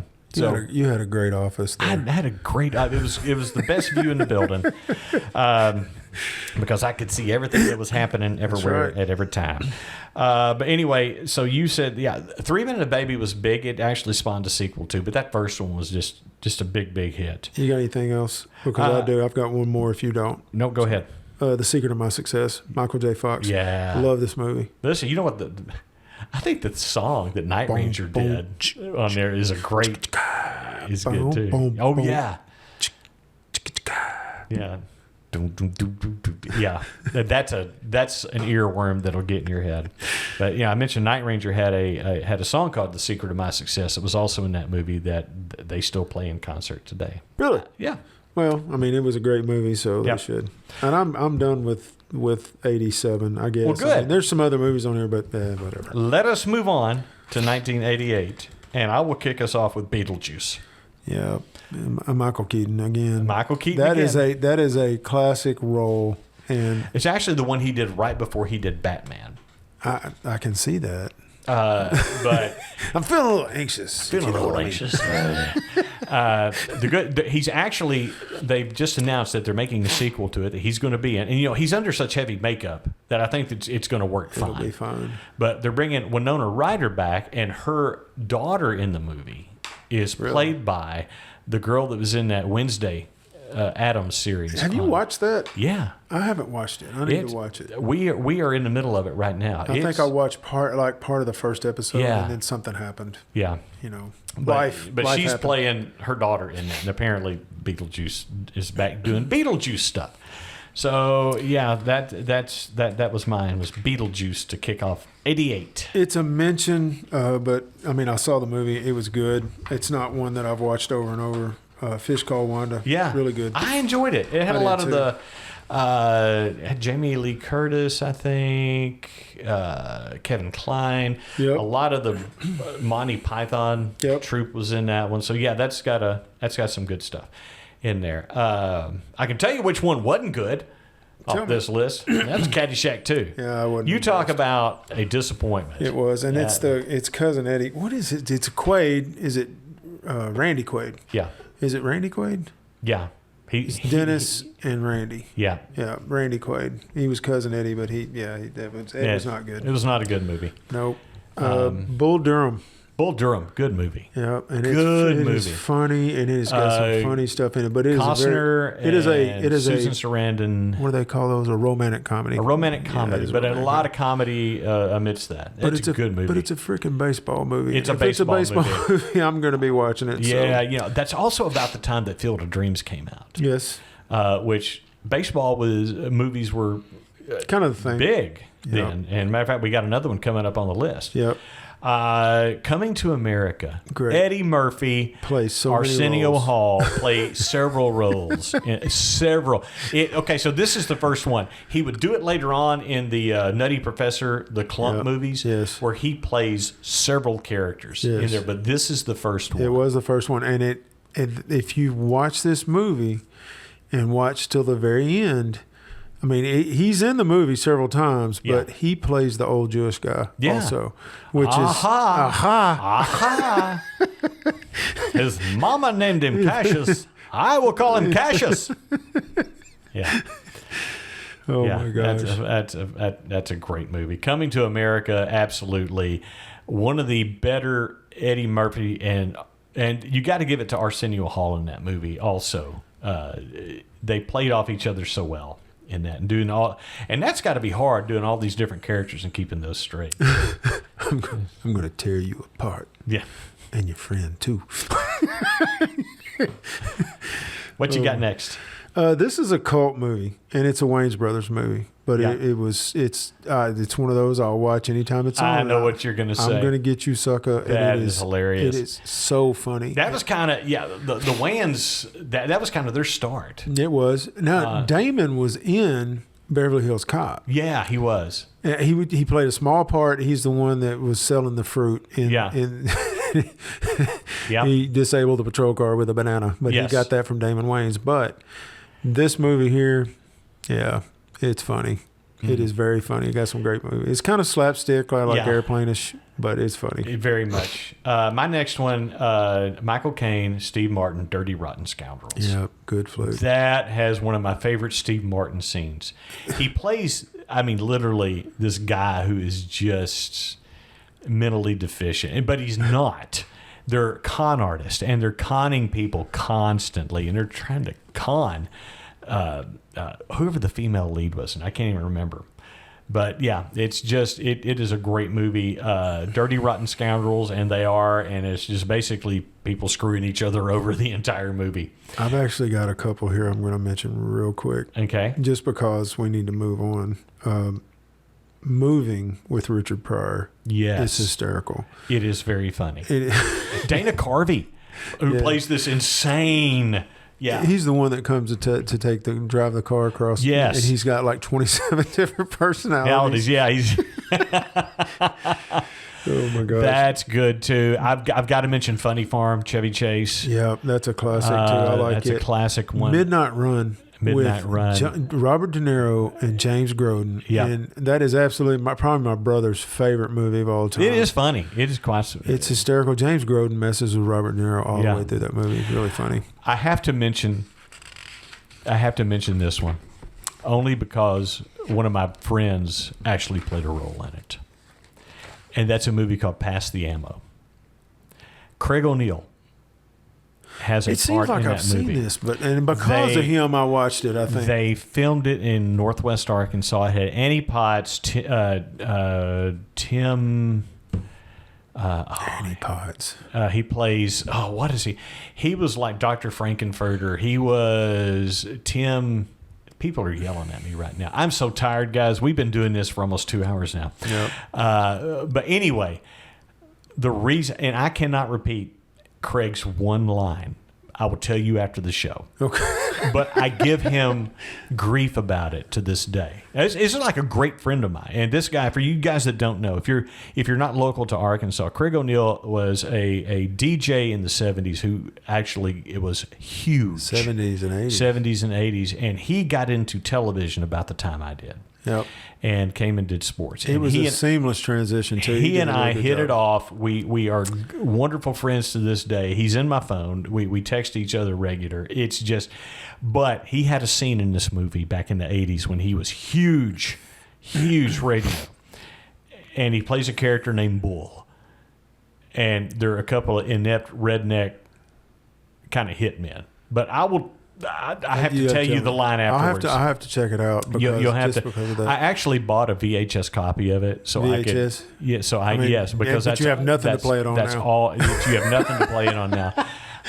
But I got it like in the mid 2000s, so I could rip this scene out and send it to him, and I hear him start laughing in his office. If in the past 20 to 25 years that you've been to a football game and you hear your team, they say, and that's another, Bears first down, and the whole crowd yells it. He started that. He started that whole thing. That is a true story. It moved to all these other football teams, but he started that. He sure did. I'm going to leave one for you. Okay. Because I'm going to go to one of my all-time favorites just because, and I know you're going to mention this movie, so I'm going to skip over. I do not take that into... No, I promise you'll mention this movie. Oh, okay. Because it's right above the one I'm fixing to mention. Okay. But The Naked Gun, The Files from the Police Squad, it is another Zucker Brothers movie. Yes. And it is better than Airplane. Yes. Leslie Nielsen. It is my favorite Zucker Brothers movie. It's got Leslie Nielsen playing Lieutenant Frank Drebin. And they did 3 of these. They did 3 of these. And every one of them is hilarious. just as good as the other one. Now, Leslie Nielsen later on would do some other comedies like this that weren't as good because the Zuckers weren't involved. Yeah. But this one was, you're right. The Naked Gun, absolutely. As a matter of fact, I'm going to put a star by that as one I need to watch and show the boys. I watch it all the time. And you're right. This is going to be the next one I did. It's The Great Outdoors. I knew you were going to mention it. It's Dan Aykroyd, John Candy, and Dan Aykroyd plays John Candy's kind of shady brother-in-law. Yep. And the scene at the steakhouse. My favorite is the boat he rented. Do you remember the name of the boat? What was the boat? Suck My Wake. Oh, yeah. It was... jet boats. Yeah. And John Candy on those skis, yeah, all over the lake. It was hilarious. It's a great movie. It is great. The Great Outdoors. Debbie and I have that where kind of we bought a John Candy DVD that had that and another movie we're going to mention as a 2-parter. John Candy. I know which one it is, and it's an excellent movie also. Any more from '88 that you have on there? No, I have Who Framed Roger Rabbit. I love that movie. We're running out of time. We're running out of time. But that was definitely groundbreaking. Yeah. 89. Let's close this sucker out. Bill and Ted's Excellent Adventure. Excellent. George Carlin. Yes. That first one is. And the thing about George Carlin is, as I've gotten older, George Carlin was pretty damn smart. Yeah. He understood the way the world worked. He understood human psychology. He did. And really he understood the social structure and how it works. Yeah. How it's being pushed. I love him. Yeah. I love him now. I have to mention Back to the Future Part 2 because that series was a continuation. To me, not as good as the first one and not as good as the third one. It was kind of that sandwich one that they put in there to tie those two together. But it was good. The next one I got on my list, one of my all-time favorites. I know. Harlem Nights. I knew you would say Eddie Murphy. Red Fox. Eddie Murphy. Yeah. Robin Harris. Arsenio Hall. The late, great Robin Harris. Yep. The late great Red Arsenio. Fox. Yeah, late great Red Fox and DeLuise. Della Reese. You shot my pinky toe. Yeah. Oh, now you want to shoot off my pinky toe? Yeah. Well, go on, quick. That is, shoot. He looks over at Robin Harris and that other dude, and they're like, Yeah, but go ahead. oh, Yeah. I'm gonna kill him, sugar. I'm gonna kill him. Fletch Lives. Yeah, man. Not as good as the first one. No, but still good. Yeah. Was that the one that Tex Cobb was in? Yes. Yeah. Bend over. Nice to meet you, Mr. Over. I'm Ian Fletcher. Yes, that is. No, he was Harley Davidson. Yeah. He was Harley of Harley Davidson. That's how he Yeah, won that's him right. over. Major League. I have to say, one of my favorite movies of '89. It's one of my favorite movies of all Wesley time. Snipes, Tom Berenger, Corbin Burnson, and I can't remember the manager's name on there, but he has my favorite scene ever in this movie. So we got the guys playing the manager in here, and you got this prima donna ball player that Corbin Burnson is playing. And so he's having them do exercises, and this is the Cleveland Indians. And so they're not doing anything. They're terrible. And Corbin Burnson comes up and he's got a copy of his contract with him. And he looks at the manager and he's going, see right here, it says, I don't have to do any calisthenics or exercise. Unnecessary calisthenics. Guy takes it, throws it on the ground. You hear zip, and then he's obviously peeing on the contract and just looking at Corbin Burnson in the eye. You don't see anything because it's all shot from the shoulder up. But you know what's happening. And it's the funniest Then you scene. hear zip, and Zip, he just and then walks he off. just walks off. It is the funniest scene in that movie, and I will live and die by that one being one of the funniest scenes I've ever had. He made that movie. He did. He did. He made that movie. That when the guy calls him to ask, he says, "How would you like to manage the Cleveland Indians this year?" I don't know. He's a manager at a tire store. I have to get back to you, Charlie. I got another guy online too about some white walls. I'll talk to you later. Oh man. Okay, I know what next one you have on the list, and it's probably one of our favorites. National Lampoon's Christmas Vacation. The most quotable Christmas movie that I can tell you about. Yeah.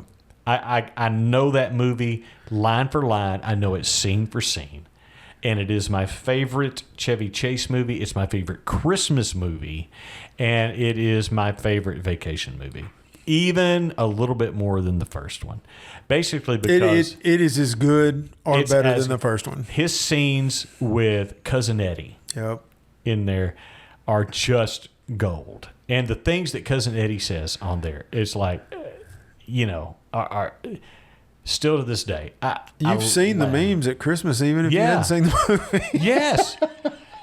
And, it's like, if you don't mind me asking you, Clark, how much that chair sets you back? I think a little fumigation, we can make it good as new. But the best Cousin Eddie line he ever has in any movie is they're about to go sledding down the hill. He's going, I don't think I need to go sledding down a hill with just a piece of government plastic between my head and the... He's like, you really think it'll matter, Eddie? Yeah, see, I used to have this steel plate, but every time Catherine would rev up the microwave, I'd piss my pants and forget who I was for half an hour. I'm sorry. The first time I saw this movie in the theater, and I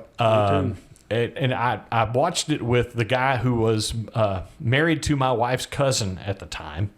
No longer. This is Arkansas, guy. Yeah, anyway. Married to my wife's cousin. So I watched it with him because they went to go see some tearjerker movie. Okay, Still Magnolias. They went to see Still Magnolias. I still haven't ever seen that movie. Yeah, well, you're good. No, I'm not watching it. No, I'm about to say you're good. But we watched this, and so they come out. They're bawling. They are crying at the end of Still Magnolias, and we are crying because we have been laughing through this. It's the first time we'd ever seen it, so everything was fresh and new on that one. I came out literally. We're still laughing coming out, and they're like crying and stuff at this movie, and we're cracking up. So I can only think of 2 movies I've ever cried in. Really and truly. Brian Song? 3. Brian Song, that's a tearjerker. Old Yeller. Oh, yeah. Cole Yeller. You don't have a soul. I'm going to tell you something. To this day, if the dog dies, I'm out. Oh, I'm done. Dude. I am done. I don't care. Isn't that bad? I don't care how many people get killed in it. Yeah. You killed the dog. Yeah, it's I'm over. done, man. I'm done with you. And then the other one was Rudy. Yeah. Rudy, me and Cindy were newlyweds. And I met him my too. Did you really? Yeah. My brother Monty was over at our house, and we watched Rudy. And at the end of that movie, we had a 1-bedroom apartment, and me and him we walked into the kitchen, and we're in the. Cindy's like, "What the hell is wrong with y'all? You don't get it. You don't get it." Well, speaking of dog movies, you know what else came out that year? Turner and Hooch. Turner and Hooch. Yep. Another one where it'll get you. It will. It'll get you. I'm telling you, man. I try to stay away from animal movies. I do too, especially if it. Yeah. I don't have a problem during deer season pulling the trigger, but if you kill the dog, I'm done. Yeah. There's several movies on here. I mean, I don't know if we need to spend a whole bunch of time on these. What do you think? Uncle Buck. I'm going to mention those two. Those two movies. I guess he had two movies come out the same year. Uncle Buck and then Who's Harry Crumb. Yeah. Which both of those are hilarious and good. Man, Uncle Buck to me, the scene with the principal with the mole is the best scene in the movie. Well, no. Then, as of yet, no, because next year Macaulay Culkin would hit big in Home Alone, but he played the little kid in there, and his back and forth with him is also funny. But that scene with the principal, here's a quarter. Go downtown and have a rat gnaw that thing off your face. Yep. And trust me, guys, it sounds mean, but she deserved it. But yeah, that's a great one. Other mentions, UHF. I do have one I'd like to talk about, which was extremely hysterical to me. And I will. This is another one that I'll sit down and watch. But Weekend at Bernie's is hilarious. It's absolutely hilarious. Who is the guy? Is it Andy? And what is that guy? Oh, Andrew McCarthy. Andrew McCarthy. And I can't think of the guy that was with him, but yeah, these two guys, they basically have to pretend their boss is still alive and he has died. Because he invited them to the Hamptons to kill them. Yeah. And because they had discovered he was siphoning money off from the company. And the mob is... He's dies of natural causes. Mob boss's wife or whatever, and then they kill him instead. And so they can stay in the Hamptons and party. Yeah. They carry him around. They carry him around 3 days. And, to play a dead guy in a movie, this guy still did a great job in that. But that was... And that little kid, remember, he accidentally falls. Andrew McCarthy dumps him off the top deck. Yeah. And he lands in the sand, and they come down, that little kid's burying him, and they're like, "Hey, kid, what are you doing?" He's like, "You talking to me?" "Yeah, I'm talking to you." "Well, yeah, well, shut up." Yeah. You little... Come here. Come here. Man. What a list, What dude. a list. Literally, guys, I just found this list of movies, of comedies throughout the 80s, and I've made like several novels here to print out to give him that. Yeah. But yeah. Oh, was there two on that one? Oh, just stuck together. We're back to the front. We're back to the front. Dude, thanks for sticking in. This is actually, guys, this is a two-parter. Yep. And so we made it through. I think we're both dog tired at this point, too. I am tired, but I really enjoyed it. It was fun. I love talking about movies. Love talking about movies. Listen, retroshow.net, links to all our socials, how you can be a producer. Thank you, Tanya Hyland. Tanya Hyland. She's our first producer. Listen, AMF, guys. I love all of you. Like some of you. Make your day, people.